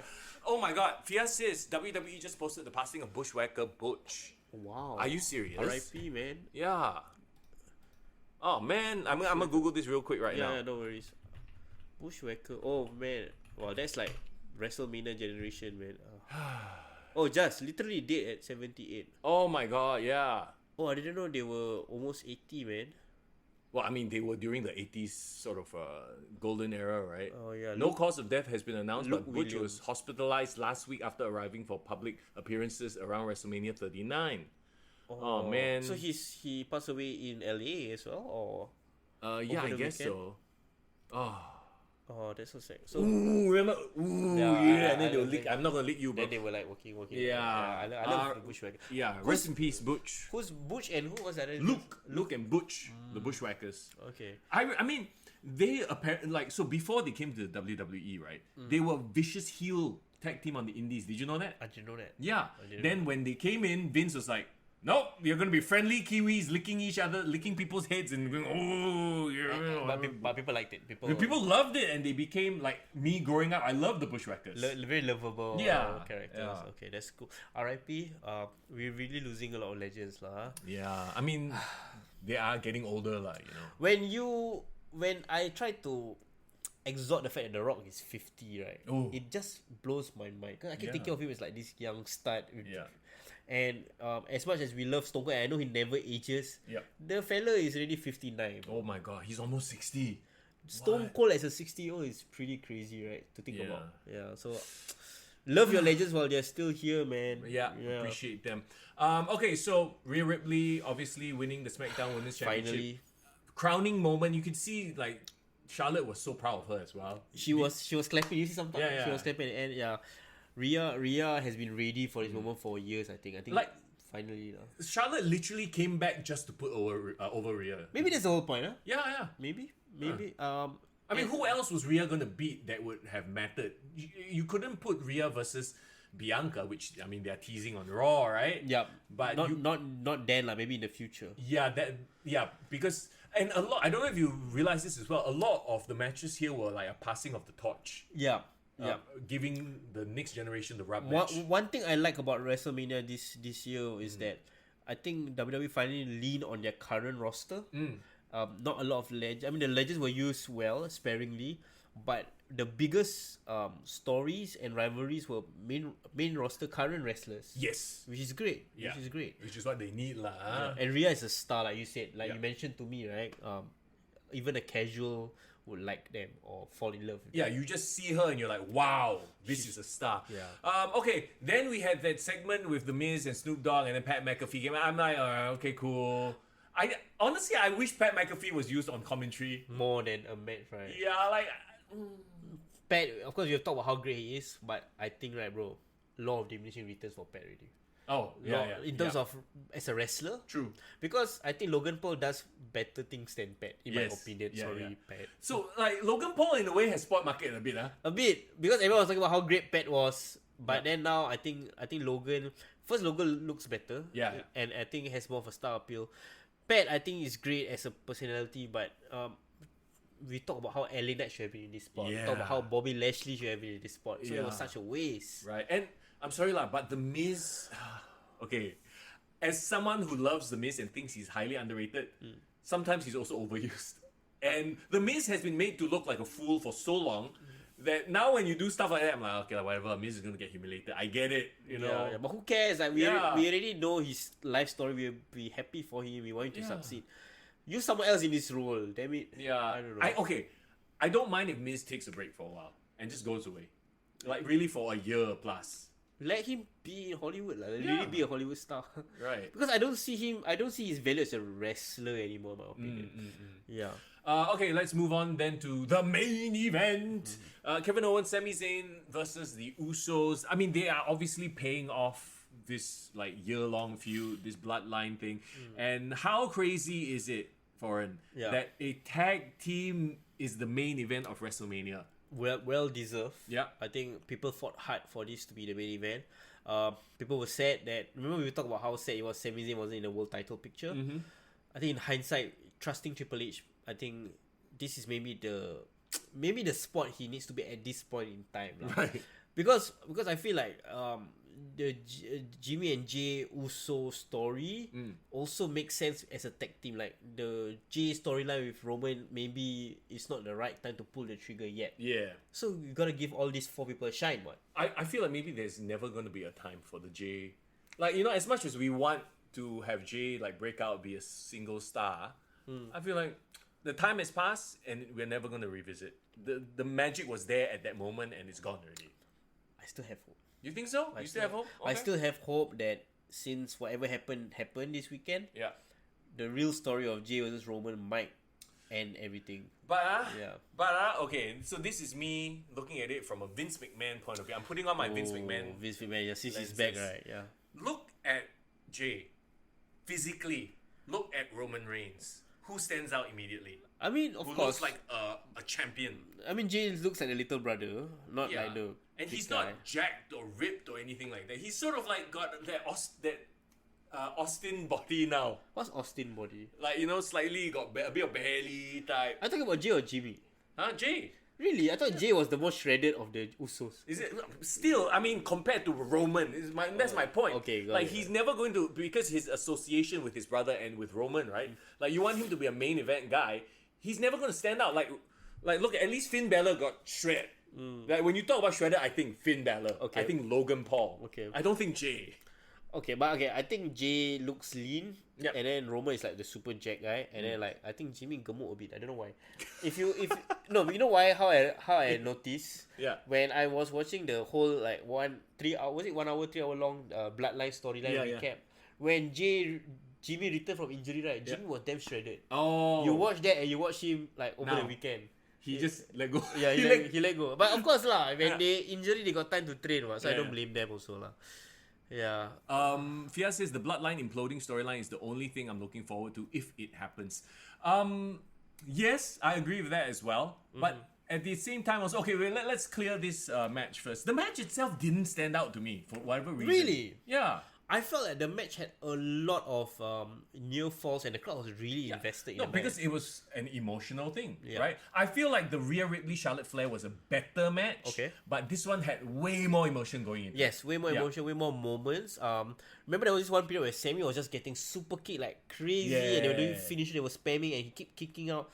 I think the crowd was like super into it. Yeah. I thought Kevin always did a good job of like shoring things up. Yeah. Like cover for people. But in terms of how to say in terms of a tag team, they felt like these grimy Yeah. stragglers as opposed to a well-efficient tag team like the Usos. Yeah. I mean, talking about grimy stragglers too, at the end of the day, when I look at it, I'm like, okay lah, I get it why they're not going to put the world title on the Sami Zayn, because he looks like a homeless guy. Bro, the fucker look like he's homeless lah. But he got that Mick Foley everyday man appeal. I He keep does. thinking. Yeah. So if he wins at like a SummerSlam or at like a King of the Ring or a Backlash, Yeah. can, but not at WrestleMania. And Maybe. plus, you see, I'm thinking with my Vince McMahon porn stash. Thank you, Tovakin, for that one. I'm thinking with my porn stash here, my Vince stash, right? When you are trying to sell the company, your champions, your figureheads all have to look impressive. Yeah, like a Cody, like a Roman. Well, not even Cody is enough, apparently. Well, we'll talk about that in a bit. Yeah, but So okay, as we wrap up night one, obviously everyone went home happy, right? Smiles on their faces because finally you got that big catharsis moment where, oh my god, the baby faces finally win. yeah. I kind of feel like night one, like again, to me it was like it's almost like an A. To me, it was an A. A.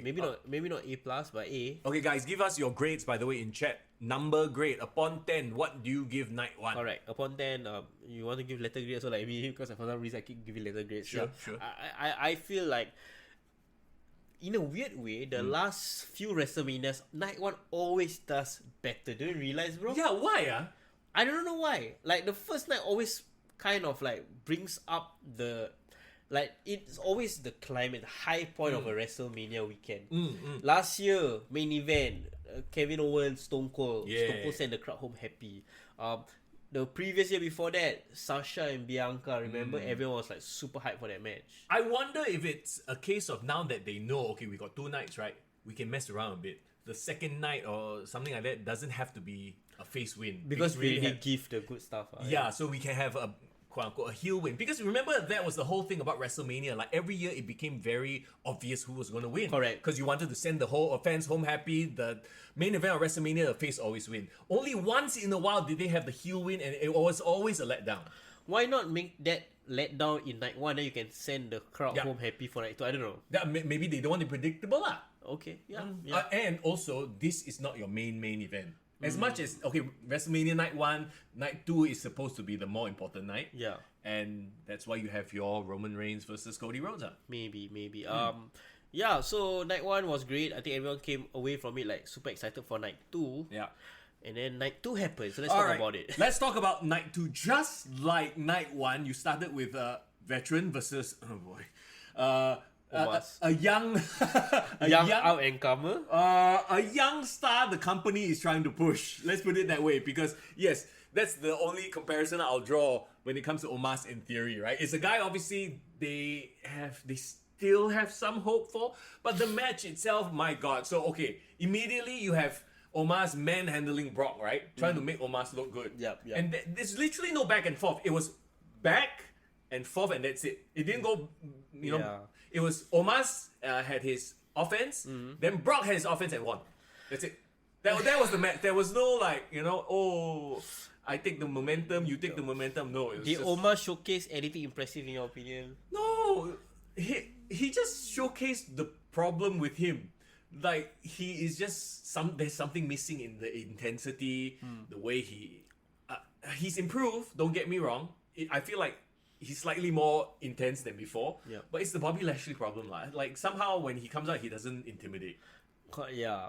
Like he feels like he's more Giant Gonzalez still than like freaking Undertaker. You get what I Or mean? even a Great Khali.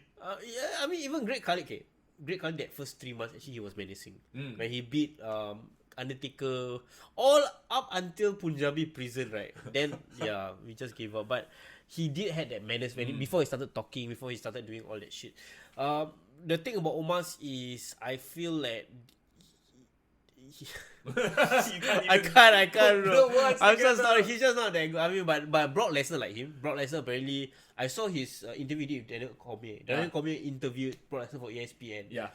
On the day before the match, and he talked about how he's taken a liking to this guy, and he always liked the whole David versus Goliath, and he likes being the David actually. Because he's so used to being the Goliath. Right. So he misses the challenge of like a big show. I think Omos saka him lah.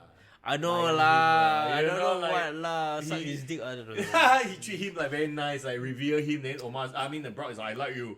No, but apparently Brock said that now he's in the phase where he wants to give back to the business. Sure. So it's not about championship. I mean, not that he doesn't want to win titles. But give to somebody like LA Knight, give to somebody like Bobby Lashley. Yeah. No, don't give to somebody who like is pretty much done and like meh. Yeah, but again, like, who is the best giant? Like Braun? I mean, I don't know whether. I would say Braun. I wouldn't mind a Braun. Yeah. No, but Storyline? they've done that before already. They've and done it once, yeah. I have a feeling that Braun, he offended Brock somehow. Like After that one thing that happened. Yeah. The way that he was too tough on him. Yeah, I feel like they just, like, why haven't they done this again? Yeah. Like, why haven't they run it back? I think Brock just doesn't want to work with him. But honestly, I get why Omos over Bray lah. Like Yeah. this works as a spectacle match. You need like some sort of spectacle match. But see, Brock still won at the end.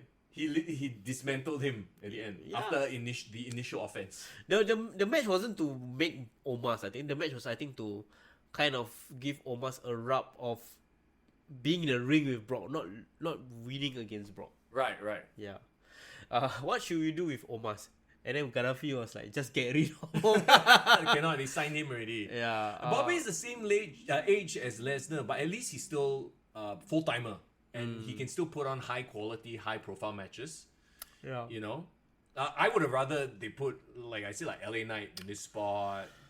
Anybody other than Omos, but it is what it is. And Yeah. I guess going forward, we know where Brock Lesnar is, going to. Now. Yeah. You saw Raw, right? Yeah, I saw the results for Raw. I was like, oh, okay, that's very interesting. Yeah. No, we can talk about it after this. Maybe he's gonna put over that guy. But anyway, okay. Let's move on to once again. This is a mirror image of the last. Bro, copy paste, bro. Yeah, night one. Freaking now we got the women's WrestleMania showcase fatal 4-way tag team match, and this was a billion times worse than the first one.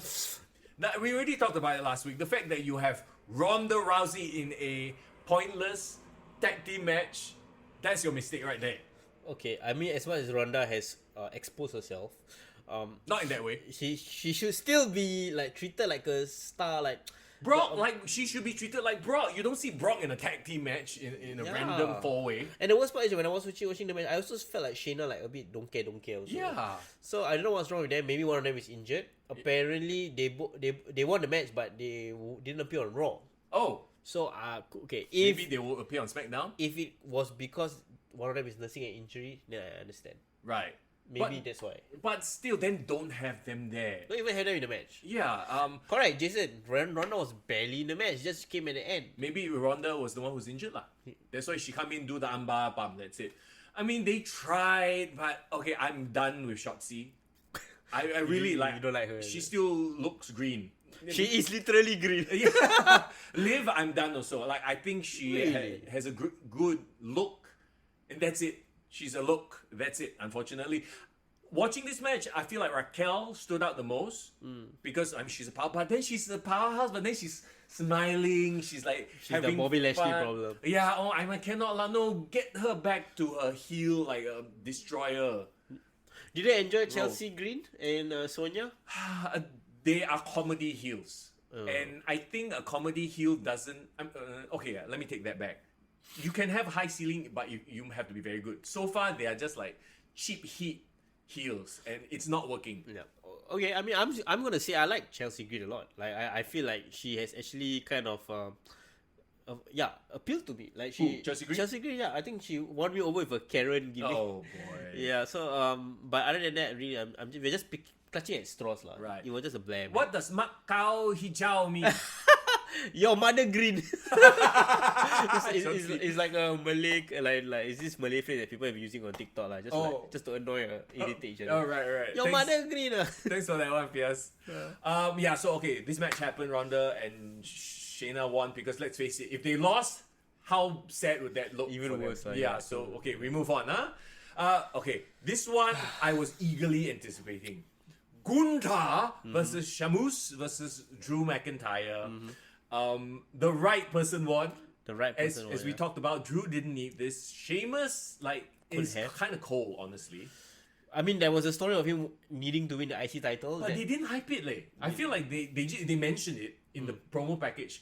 But I feel like if they really wanted to milk it for the emotion, they could have done so much more, but they didn't. At the end of the day, I felt like this match not only lived up to expectations. Yeah.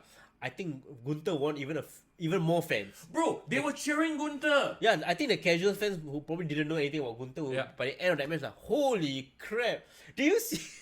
Do you see like when he was giving the the crazy ass chops to Drew, right? Yeah. And you could see people in the crowd. You could see even Titus O'Neil was like, "Oh my god, I didn't want to be part of it." Yeah. Hang on. Why did they bring Titus O'Neil out for this match? Okay, Titus. I don't know what's the vibe with Titus lah. I cannot, like, his commentary is not good. His commentary reminded me of what? Right? What? Freaking AEW Dark. Like, you know, those typical, what's that guy's name? The interviewer, everyone hated him. He was so bad on commentary that he became an interviewer. Marvez. Alex Marvez. He was a bit like Alex Marvez. Like, maybe they're trying to go for like, oh, this is just a special guest. He's not a proper commentator vibe. But yeah, he kept stepping on Corey Graves, and they made a joke about it too. But I'm like, bro, Corey Graves is there and good for a reason. I think Corey was annoyed. Yeah, Corey was like, and he was like, "Can I do my job? Can now? I do my job?" Yeah, because he kept stepping on him and he kept jumping in opportune moments. Yeah. It kind of spoiled the flow of the commentary. But that aside, right, bro, my favorite spot, right, was actually doesn't involve Gunther. Okay. It was when Sheamus did the beats on the boundary on Drew. Yeah. So many times, 28 or 29 and times. the crowd. The crowd just exploded, but the last part, right, I think Drew legit cannot. He just collapsed, right? And the last part, he got right the forehead, you know. He already gone. He already went up. Then I'm like, hey, bro. Poor fella lah. Dude, yeah, it was a giant meat chopping, slapping match. It was a brutal match without doing too much crazy, dangerous things. It was a horse fight lah. Yeah. It was. I mean, it's definitely painful for them, but it's safe. Yeah, it's a safe type of painful. Like you guys get red, you burst blood vessels, but you're not gonna break a bone. The crazy thing, right, I was thinking to myself, like, how could they top Clash at the Castle, right? Yeah. And one thing I think Drew brought to the match, right? Sheamus and Gunther, they don't like each other, blah blah blah. That's like a normal kind of hit. Yeah. But I thought Drew and Sheamus had the story of like friendship. These brothers who betray each other for the title, blah blah blah. Yeah. And I think that brought a layer of intrigue more to the match. Yeah. And I think they're gonna carry that on to London for Money in the Bank. Yeah, obviously. Gunther looks amazing right now. Bro, Gunther with abs. Who'd have thought? In like 3 years ago, who would have thought? Yeah, I remember Volta and Volta and Ilya, he was like the big size guy, right? Yeah. Good, like Gunther versus Volta actually quite like two different people, you know? Yeah, it's two different people, right? Yeah. Gunther is literally the weight gain. Post weight gain is Gunther. Yeah. I think. I would even say he looks actually skinnier and leaner than the other two guys in the ring. Yeah, he 100% looks skinnier and linear, which makes him look weird. I don't know what it is. I don't know if I'm just used to Volta's size, but like Gunther with abs looked skinny arms, but he still looked menacing, and his head is too big for his body. I don't know. It just looked weird to me. He looked like your worst nightmare. You know, like when those painters draw a scene from your nightmare. And then got the Slender Man. Yeah, he a bit like Slender Man, bro, right now with his look. So he is the epitome of a foreign heel. He really got even more heelish looking, I think, in this new body shape. By slimming down, right? Slimming down, and then like his face really like T-Rex, you know, like you can see the jaw jut out like that. I think he won over a few fans, and I hope like your colleague, remember JK said like, who's this guy? A bit fat. I'm like, I think if he sees him change mind. Probably change mind. This was low key my favorite match of the card. It was the one I was most looking forward to, and I think it delivered. It did deliver, and it made the IC title mean something, which is the best. Yeah, so that's great. Meat slapping saved the night, is it? Yes. Yeah. That's what Jason says. A lot of people did say that this was actually one of the only matches that they really enjoyed. Yeah. Let's move on then to Bianca Belair versus Asuka. Can I say? Yeah, sure. Great match. Yes. Wrong winner. Great match. We knew. Okay, see. Remember going into this, I was like, it's two baby faces. So the stakes are there. Yes, there's the title, but this is like the most callable match. There was no way they were going to give it to Asuka, unfortunately. Okay. You know, and the way she's been presented, even though she came back with a new look, everything, she hasn't been presented any different. Okay, like the thing about this match is, I feel that I've seen this before. Yeah. I feel like there's nothing new to the table. I mean, the character change should have added something new, but I wish they did like backstage interviews with Asuka, or like vignettes with subtitles. They tried to do the whole UFC style. They interview other people. Oh yeah, Asuka this, but I wish Asuka did more promos, Japanese promos, sure, with with subtitles, because right now I don't feel a connection to her beyond that. Can we have Asuka stop smiling? Stop sticking her tongue out. No, I understand that it's supposed to be like she's crazy, but it looks comical to me. Like, can we just have her be menacing? Not talk so much, not scream so much, just be menacing. Speak in a foreign language, speak in Japanese, obviously, and say menacing things. Why does she have to be... You're not ready for... you know? Tomoki had an interesting point. Did you see Asuka retweet Mercedes Moné's tweet on her not going over? What did she say? Okay, no, she tweeted something about... I can't remember what it was. I don't know if she was trolling the fans. Sasha Banks tweeted it? That's good.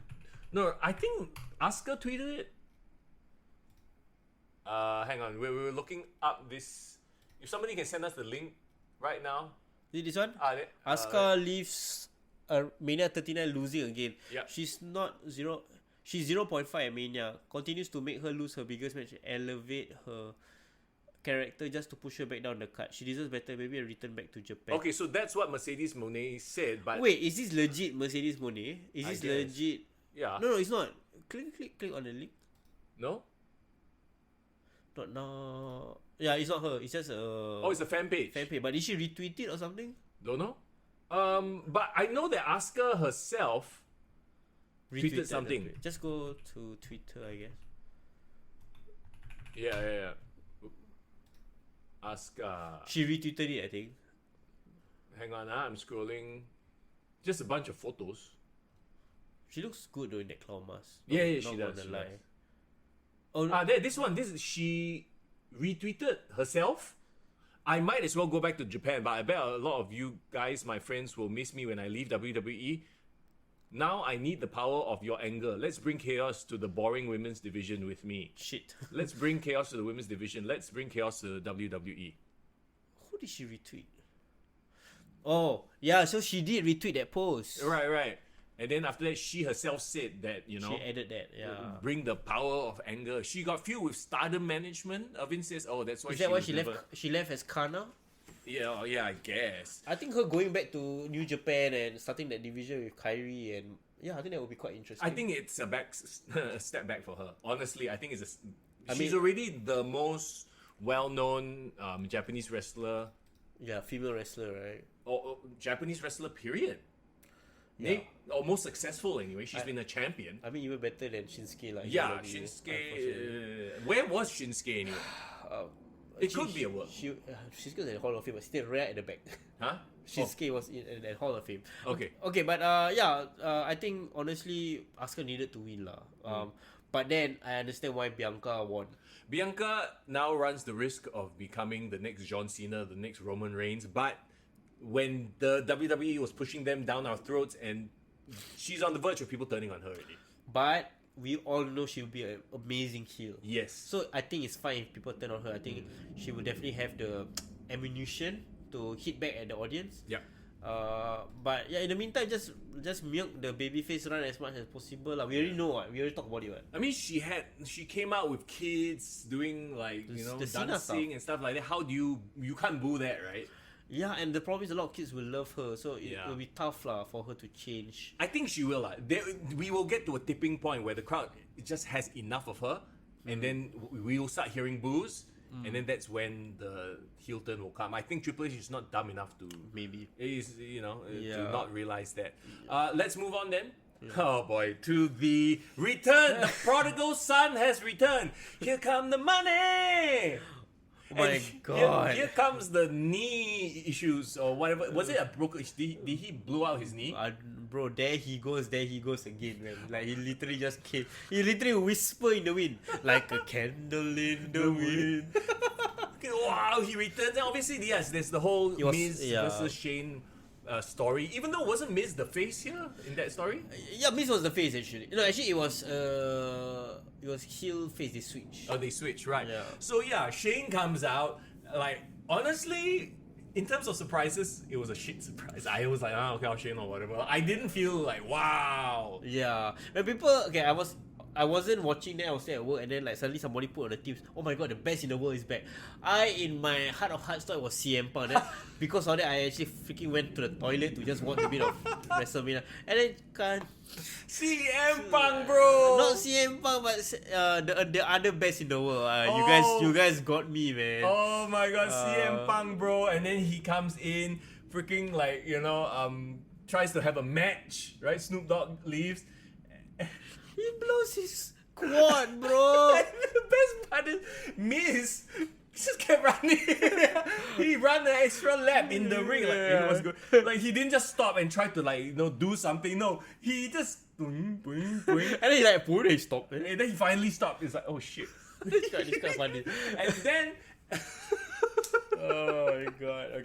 okay, I'm obviously he was worried for Shane at that point. And then kudos to Snoop Dogg. I'm sure the referees ringside were like, okay, shit, real injury, go in and ad-lib. Yeah. And freaking I think Snoop was meant to have done what he did, but later They expedited it. they obviously had to expedite it. So Snoop goes in like, oh, you beat my boy up, blah blah blah, and then he clocks. Can we the Miz. credit Snoop for being a great improv ad-libber, right?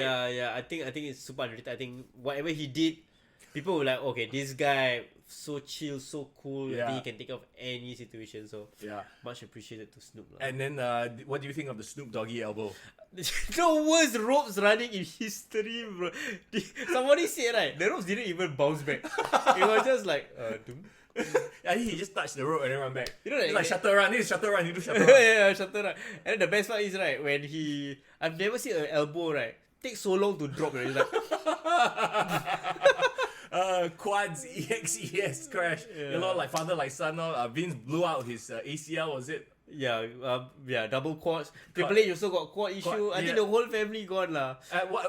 Why isn't Kevin Nash part of this family? I He should don't be know. also another quad issue. So I think Snoop saved the segment, and we can look at it as one of the funniest. I mean, of course, get well soon, Shane lah. But he literally came back for a cup of coffee, and now he's out again. Oh my poor guy. why? He was supposed to have a big return moment. Yeah. I wonder if he was thinking, okay, now I know the company is going to be sold. Maybe I'll never have a moment in WWE anymore. So he's like, yeah, let's have a moment with the Miz. And then he blows out his knee. How's Triple H and Shane's relationship? Like, are they gonna be cool working together? Because honestly, when I was watching the press con, like he just mentioned shit like maybe like one sentence and like that's it. So I don't know if he paiseh. No, yeah, he buys it for Shane. He's like, okay, better not mention the fact that he showed up because he.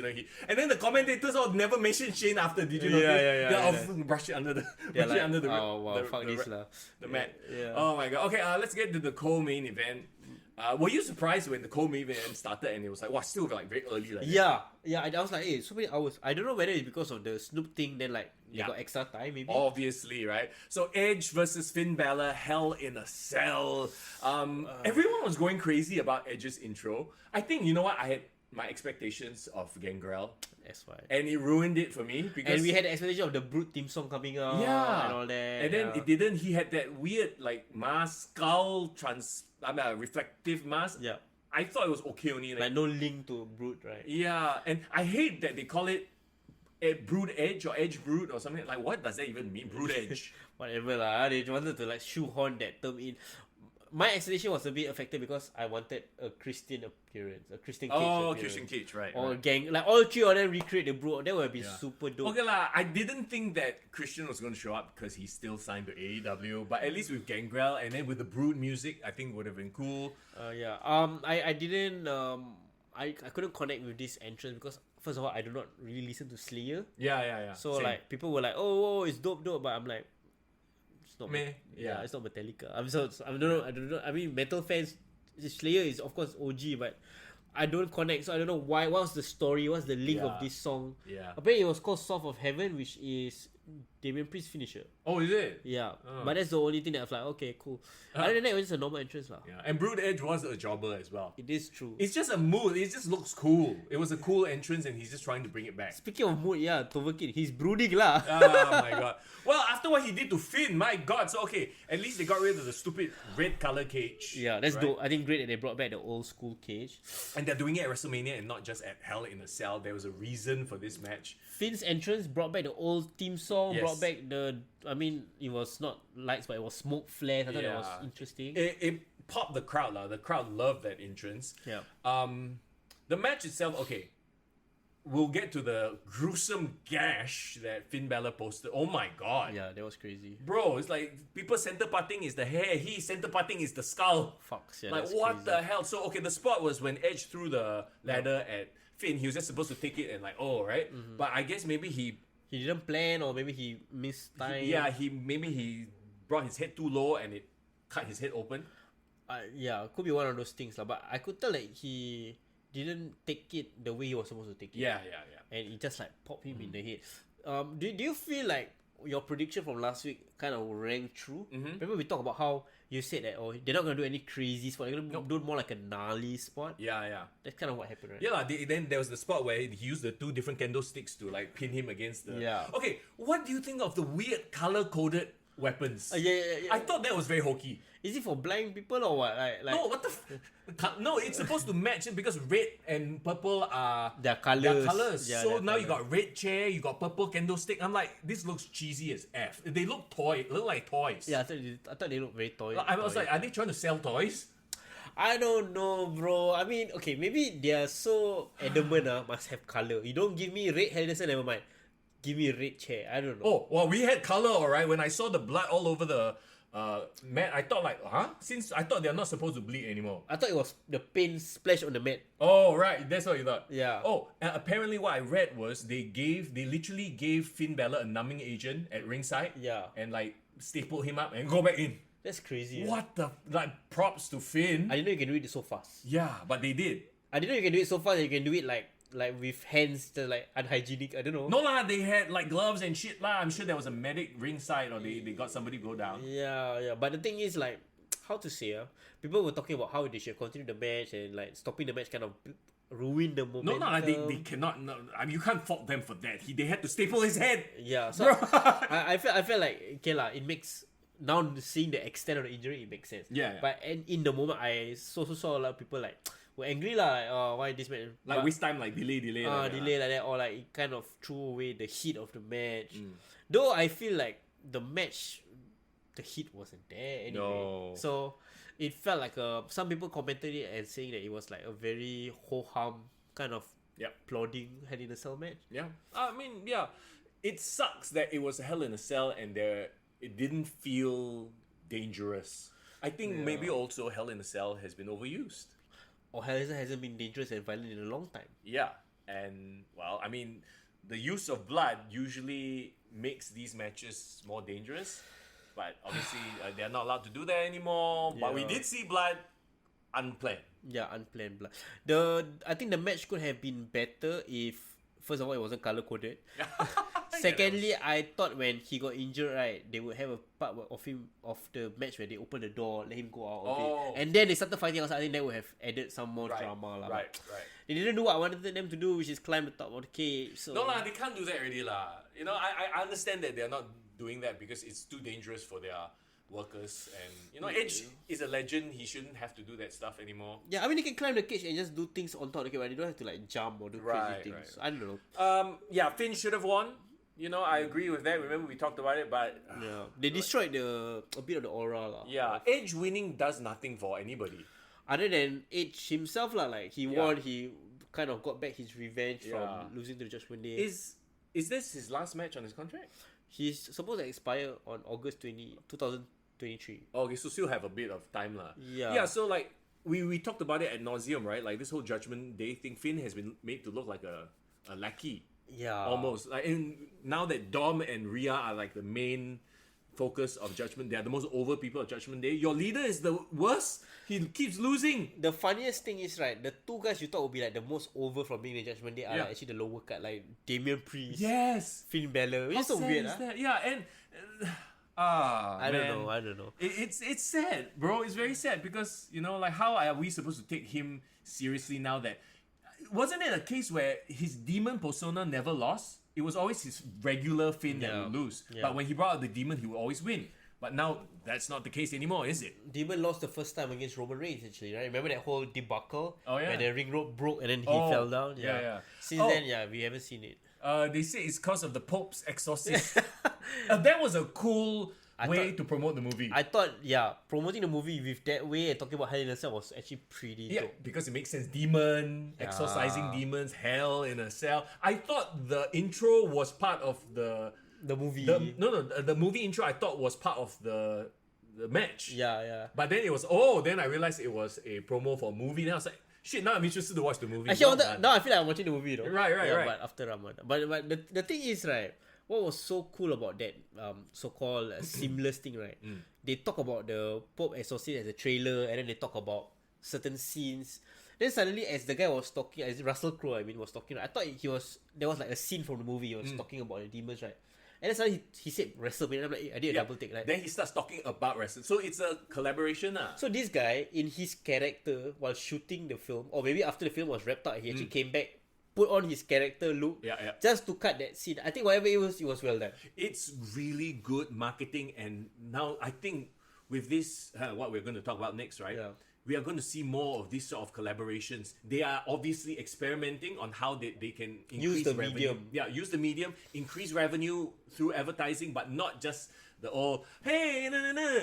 Yeah, Like in the context of a storyline and a match. Yes, like you talked about the pitch black one, and then now this demon one. Yeah. Okay, obviously they've been doing that for a long time with the freaking betting one. Now you got Baron Corbin. Hey, he appeared on WrestleMania. Okay, but backstage we don't know who talking about. DraftKings. Yeah. Lame, but I feel like I think that's the future of wrestling, right? Everything's gonna be like commercialized, which is I don't think it's bad. I think having more money in this way is cool. It creates both brands. I feel like I'm very torn about the betting on wrestling thing. I think they're still trying to get it completely cleared in certain states in the US. But I know the UK has betting on wrestling already.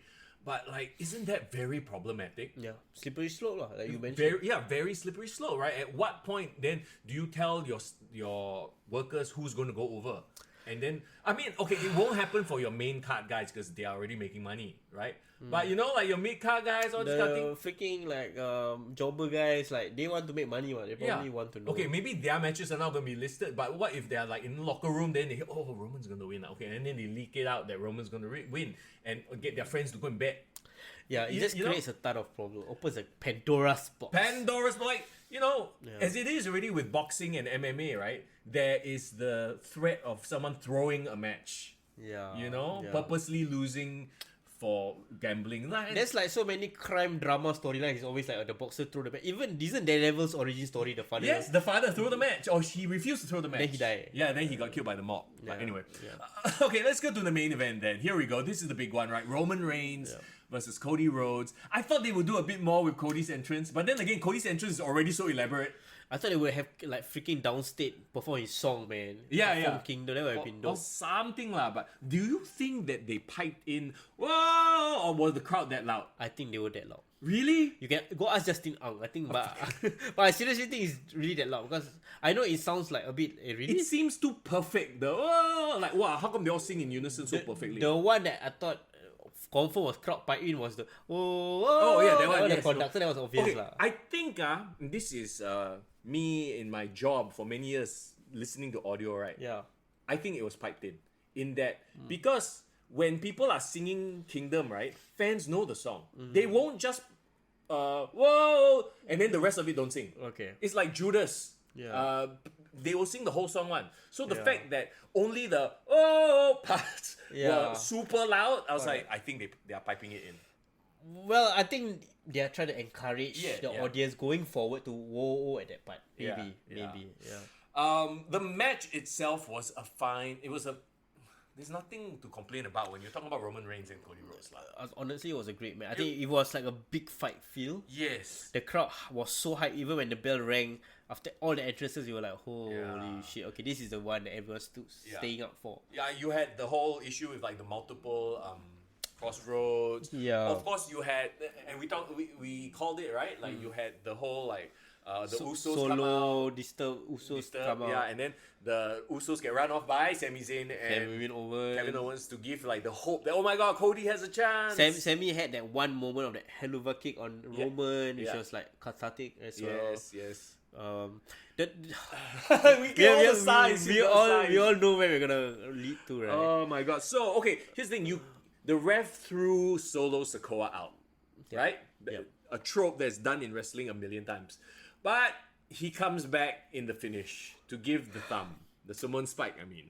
I thought like maybe they give that it was like a fake out lah. Like he pinned and then the bell rang. Everyone thought, oh shit, he won. And then suddenly like the referee reverse the call. I thought that was what's gonna happen.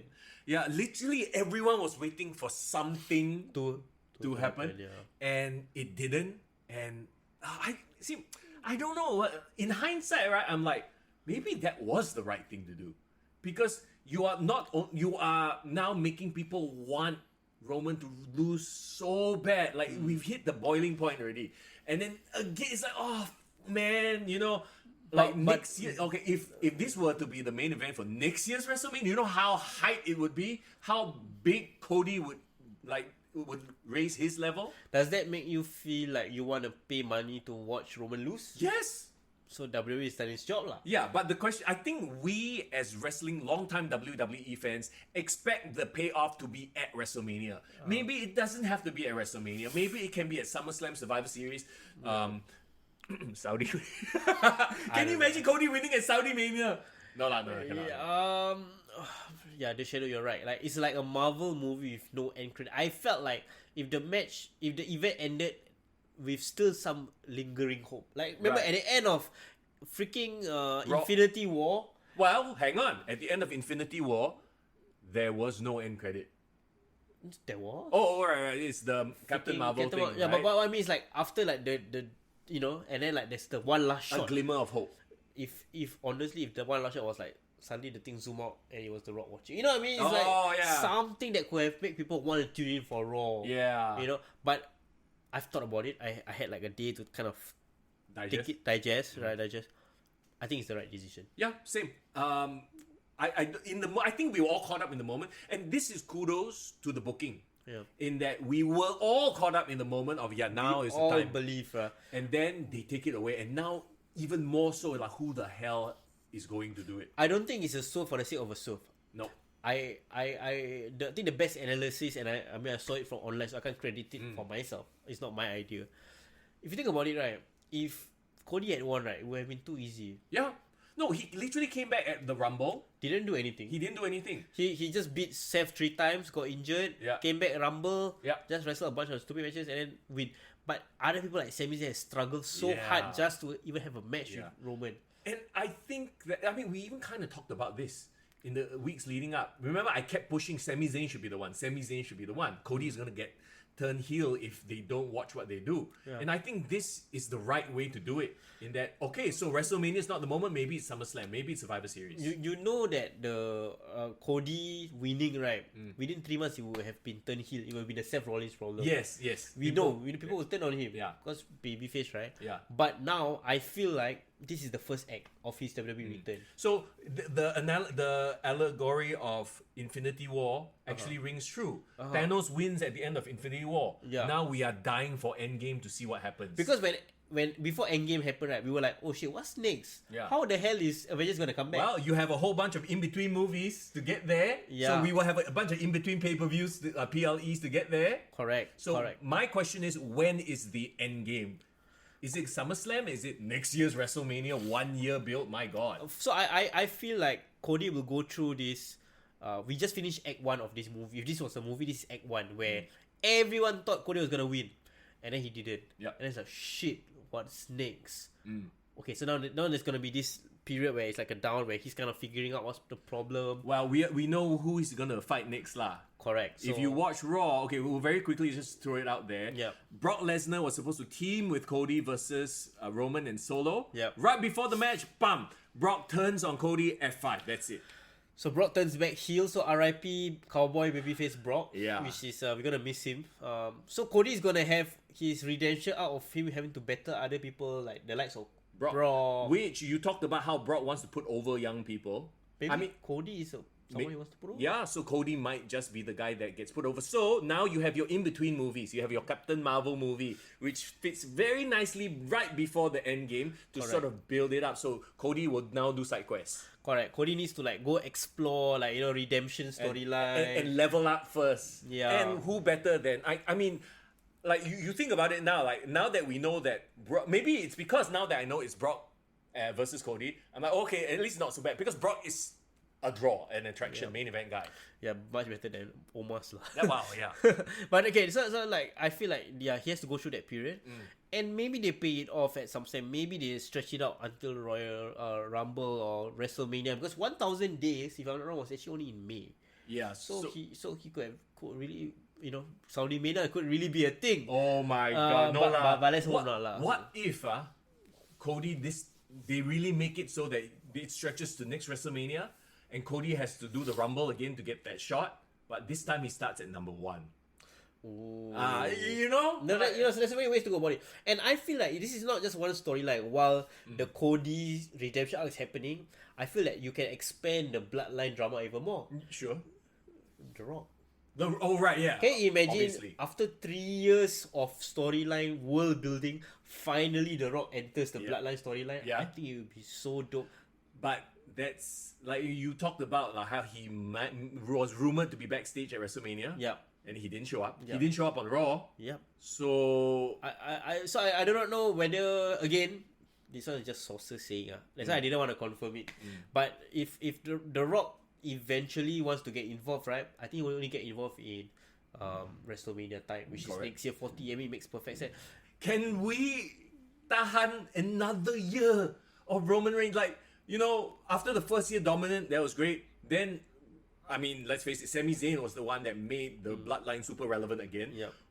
Like you said, it could be The Rock that makes this next run, this next Chapter. year of bloodline storylines interesting. But again, they can't rely on Sammy because Sammy was the edge. Because remember, after WrestleMania 2038, Yeah.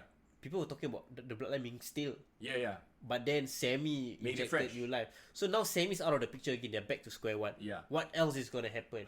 It's tough. Like what is Solo? I don't think Solo has the acting chops. Not yet. It's not going to be Jay. Like okay, there's probably like you said going to be some sort of friction between the Usos and Roman because the Usos lost their titles, right? Yep. So there will be something there, but it's not going to be like like main event level type. I don't know.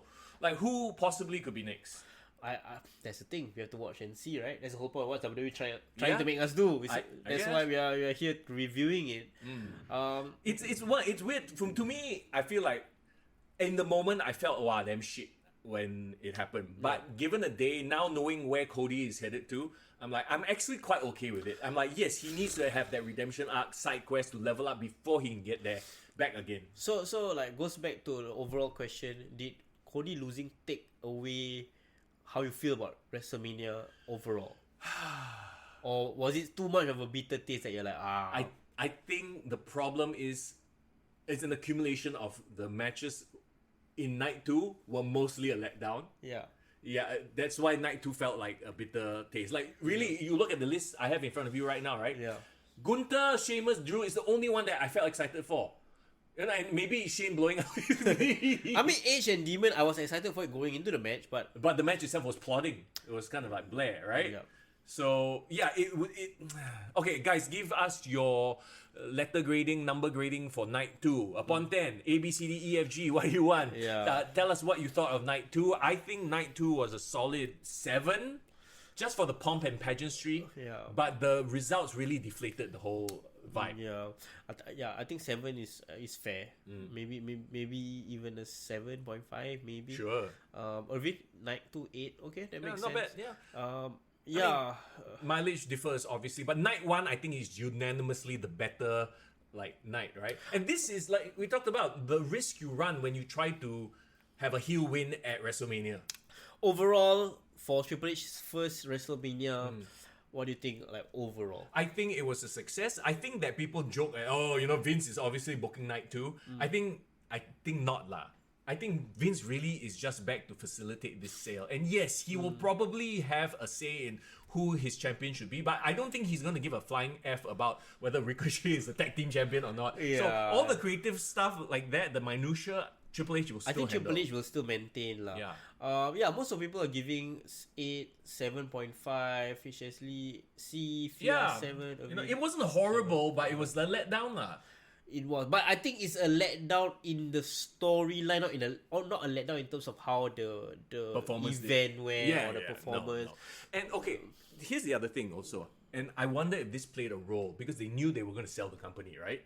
So when you look at who is your figurehead, once again we come back to this: Roman Reigns or Cody Rhodes. When you sell, of course you want Roman Reigns on top. If you think back, it actually kind of makes perfect sense that to be able to command $9.3 billion, of course you want your top draw to be the guy. face, Yeah. not a guy that just came back from injury. Yeah. It kind of makes sense for a corporate, viewpoint. Entity, yeah, definitely. Tovakid, I love his comment, bro. What you say? So someone wrote that night 1 of Mania was the equivalent of falling in love and getting back with your ex, and night 2 was a reminder of why y'all broke up in the first. Wow, bro, don't be so philosophical, bro. Painfully deep, Jason says. Bro, that's how I feel about WWE, but WWE always makes you feel love, so I wouldn't equate that. Maybe just this moment lah. I have a friend, remember Yuva, we interviewed him on the podcast last year. I think he had one of the best comments and analysis about it. They talk about it, right? Going into, have you seen the interview with Ariel Helwani and all that?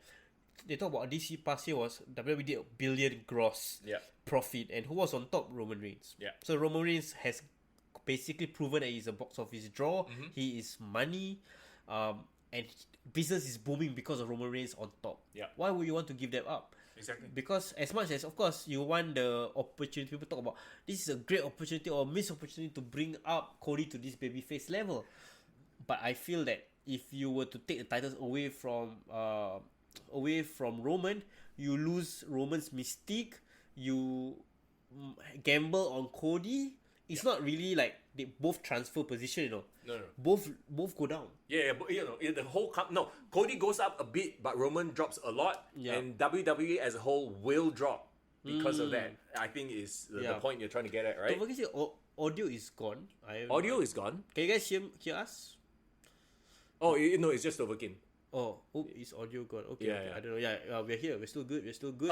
But you know what? At the end of the day, yeah, like I said, I think a lot of this decision has to go to a corporate idea of who is the top guy. Can we milk him for one more year? Yeah. And maybe, with those... Maybe milk him until after the TV rights has been renewed. Oh, yeah, exactly. That's the other thing, TV rights. So, Be a business decision. yeah, a lot of us think about it like, opportunity. This is a multi-billion-dollar business, Yeah, Let's no. not forget. And with that, with Final Raw, topic, yeah. there's not much to talk about Raw. Raw apparently was quite blah. A Yeah. lot of people were like... Which is such a shame. Yeah, disappointed. Post-Raw, yeah. Because we always associate post WrestleMania with like, crazy returns. Matt Riddle return, yay, bro. I'd rather Randy Orton return. Yeah, but okay, the big news coming out of WrestleMania. Like I said, last night in the evening, I was on stream and somebody brought it to my attention, and it blew my mind. WWE sold to Endeavor for $9.3 billion. Endeavor, of course, is the company that owns the UFC. Woo! Can you Like, imagine? when that was confirmed, and you got the news, what was the first thing that came to mind? Conor McGregor, Roman Reigns, and then in the Hell in a Cell. Hey, no lah, come on. No, Relax. no. Here's the thing, right? I'm looking at this going, it actually makes perfect sense. Because let's not forget, the UFC, I don't want to say copy, but were very much inspired in the way they promote fights by the WWE. Press cons get the fighters to be all charismatic, promoing basically, right? Yep. The pay-per-view model started with WWE. Correct. Vince was the trailblazer, Yep. And then Vince was the one WWE was the one who started selling his products straight to Yeah. consumer with the Correct. WWE network, and then now UFC is doing it as well. Yes, With Fight exactly. Pass. So I feel like it makes so much sense because there's so much crossover audiences. Yes. But I feel like the fact that they can still remain separate entities within a bigger conglomerate is actually pretty crazy because Yeah. they will monopolize the whole live entertainment scene. Exactly. So this Endeavor, like, wow. Okay, and here's the thing, right? Like, you think about their businesses, they're actually very, very similar. They're putting on massive live shows, so they have the expertise in terms of pyro, in terms of arenas, in terms Gates, of people gates. who they know, Exactly. and all that. So, don't be surprised when you see people get fired in those realms. because a lot of people are doing the same job. What? Exactly. So Oh, now that's that tough. they can, it sucks lah, but they can consolidate their knowledge base. Yeah. And don't be surprised to see the way they present certain things bleed into each other now. But I think by and large, right, they still need to be separate companies. You can have UFC fighters show up. You can have WWE wrestlers show up in UFC. But don't start trying to go and mix and match. Do you think UFC changed a lot when Endeavor bought it, or not much has changed? Or is it became more professional? They became more professional and better. It became better. I think everyone was very scared. Oh, what does this mean? Dana's not going to... Dana's still there. Dana's still In there, this case, well, they Vince. brought back Vince, and Vince will be there, but at an executive level. An interview with CNBC, yeah. he did say that yes, he will still oversee things, but he won't deal with he won't be in the weeds. Yeah, and let's hope the weeds meaning he won't Creative. deal with like creative lah. I mean, I would say like long-term vision maybe, but not creative. Bro, I love Fierce. Was it Fierce Grander or Irvin? Gunther gonna win power slap. I cannot watch that slap show. So I guess I cannot, yeah. It makes no sense to me. This is not. Yeah. Okay, well, anyway, let's not get into that. So, yeah, I think that both businesses are doing so well now, it makes zero sense for them to try to go and cross over bullshit. Last time they wanted to compete or they wanted to like, oh, we're not in business, in the same business. But Yeah. I think now there's so many similarities. I think both of them want to lift each other up. Right. It's okay. I don't want to see a freaking brawl for all. I don't want to see a work match. And No MMA rules, man. No. That kind of shit, And right? UFC should never have anything work because it ruins their reputation as being a shoot fight Yeah, for sure. organization. For sure, yeah. So they can be owned by the same company because of the live event management and expertise and all that shit. But never shall the two properties co-promote a single event unless both of them are really like dying in terms of revenue or the business is very bad. Then you bring that in as a spectacle, but never should they ever try to go and cross-promote. I feel one thing that that might way. change is there won't be any more events where like UFC and WWE is on the same night. Remember, Yeah. there's some cross. Sometimes they like bleed into each other. Yeah, right, now on the cannot. day. because they don't want to cannibalize each other's audience, ma. This is a fun fact that I heard online, right? Did you know that when going back in the history of the UFC, right? The UFC was actually failing until which show? Do you know? Debuted on TV. Ultimate Fighter? Yes. Really? The Ultimate Fighter finale drew so many people. Like literally when Stephen Bonner and Forrest Griffin were fighting, people were literally calling their friends to ask them to go and watch. Like, holy shit, these two guys are beating the shit out of each other live on TV. And what is the show that comes on before the Ultimate Fighter? Raw. WWE Raw. And there was a point apparently where they actually had to get the blessing of Vince McMahon to put the Ultimate Fighter on after. Because it's obviously whatever comes out after Raw will get that bleed on effect, right? Yeah. And Raw held so much power at that time. Yeah, so early 2000s. This is the Attitude Era, right? Okay. That if Vince said no, they wouldn't have put the Ultimate Fighter on. And Vince was like, yeah, sure, go ahead. So Vince kind of had the foresight, or actually had the kindness of heart to let them. I don't know if it's kindness of heart or maybe he thought they are not competition. Maybe they thought it was power slap lah. Yeah, maybe he thought, what is this shit? Never mind, okay lah, fine. And well, it turned out to save the UFC. The Ultimate Fighter was the show that saved the UFC. You know? Okay, that's very interesting. Very interesting. Well, we do not know what the future is gonna hold, but I think things will be much clearer when they announce. So apparently they're gonna merge. And they're gonna call themselves by a new company name. Well, the parent company lah. Yeah. They are listing on. I find this very funny. They're listing on the stock exchange as TKO. Legit. The initials are TKO on the stock exchange. They already have a stock exchange already. I thought they haven't officially. Not yet lah, but they did. I did read it. Like they are, because all companies have like initials on the stock exchange. So like WWE is WWE, UFC is UFC. Yeah. But as their combined merged company, they haven't come up with a name for the company yet. But the stock ticker letters will be TKO. Is that gonna be dope when maybe they're gonna just kind of come out with a name that can become the what they call it, the acronym for TKO? Like what? Tony Khan of Big Organization. Tony Khan all along. Yeah, maybe that's what Tony Khan's official announcement is. Oh my god. He comes out on Dynamite. I am Endeavor. Tony Khan overtakes everyone. Jang. No, that was that funny lah. No. Okay. So the UFC and WWE, they are publicly listed now, right? Yeah. So that means their ticker, they're gonna no more already. No more. So them as separate companies will no longer be separate. They will be under whatever the new company is, TKO. Legit, but I'm gonna invest in them. I might, Okay, sure. I'm gonna just throw a single stock right there, man. How much is a TKO stock now? WWE stock is $80, 80 USD Per stock? per stock. Yeah. Oh, you know Of course, I check every day. Yeah. Money. Yeah, I think Vince McMahon not just buy one stock, probably 1,000 stock of WWE. Yeah, of course lah. It's his own baby, right? Yeah. No, but didn't he sell all his controlling stock? Now 51% is owned by Endeavor. He sold a bit of his Class A stock. So Class A is apparently like the higher level. Yeah, stock. higher level stock. Yeah. More voting power type. Correct. But bro, buy into it when it's still a thing. But now it's probably at a high though. Yeah. You know, and well, that is a conversation for another day. Yes, correct. Well, so at the end of the day, I think overall WrestleMania weekend was pretty memorable this year. I think a lot of things coming out of it. If not for WrestleMania itself, but also For the merger. The merger, right? I think that people who are like worried, like scared, I think there's nothing to be worried about. Looking at what has happened with Endeavor and UFC, UFC is doing just fine. So WWE will just do what they do. Nothing changes. It's just the parent company changed. That's all lah. That's true. So I hope all of you guys enjoyed our review. 2.5 hours. Oh That's boy, nice. here we go. Everybody, thanks for hanging out. You know what I need though? What? I need a wrestling detox. So I might not watch Dynamite this week because there's too much wrestling already. I think Dynamite is like a wrestling sobering. Like you just get sobered. But bro, did you see the Dynamite poster? What? Tony Khan has an announcement Again. Okay. Okay. This guy has no restraint. Every other week got announcement. Now nobody gives a crap about his announcements.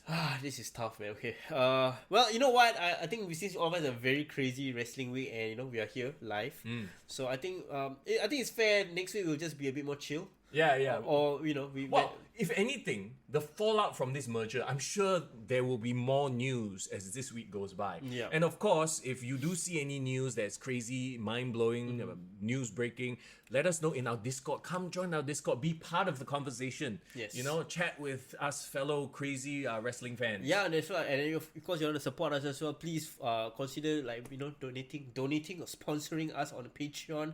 That will help keep the podcast going.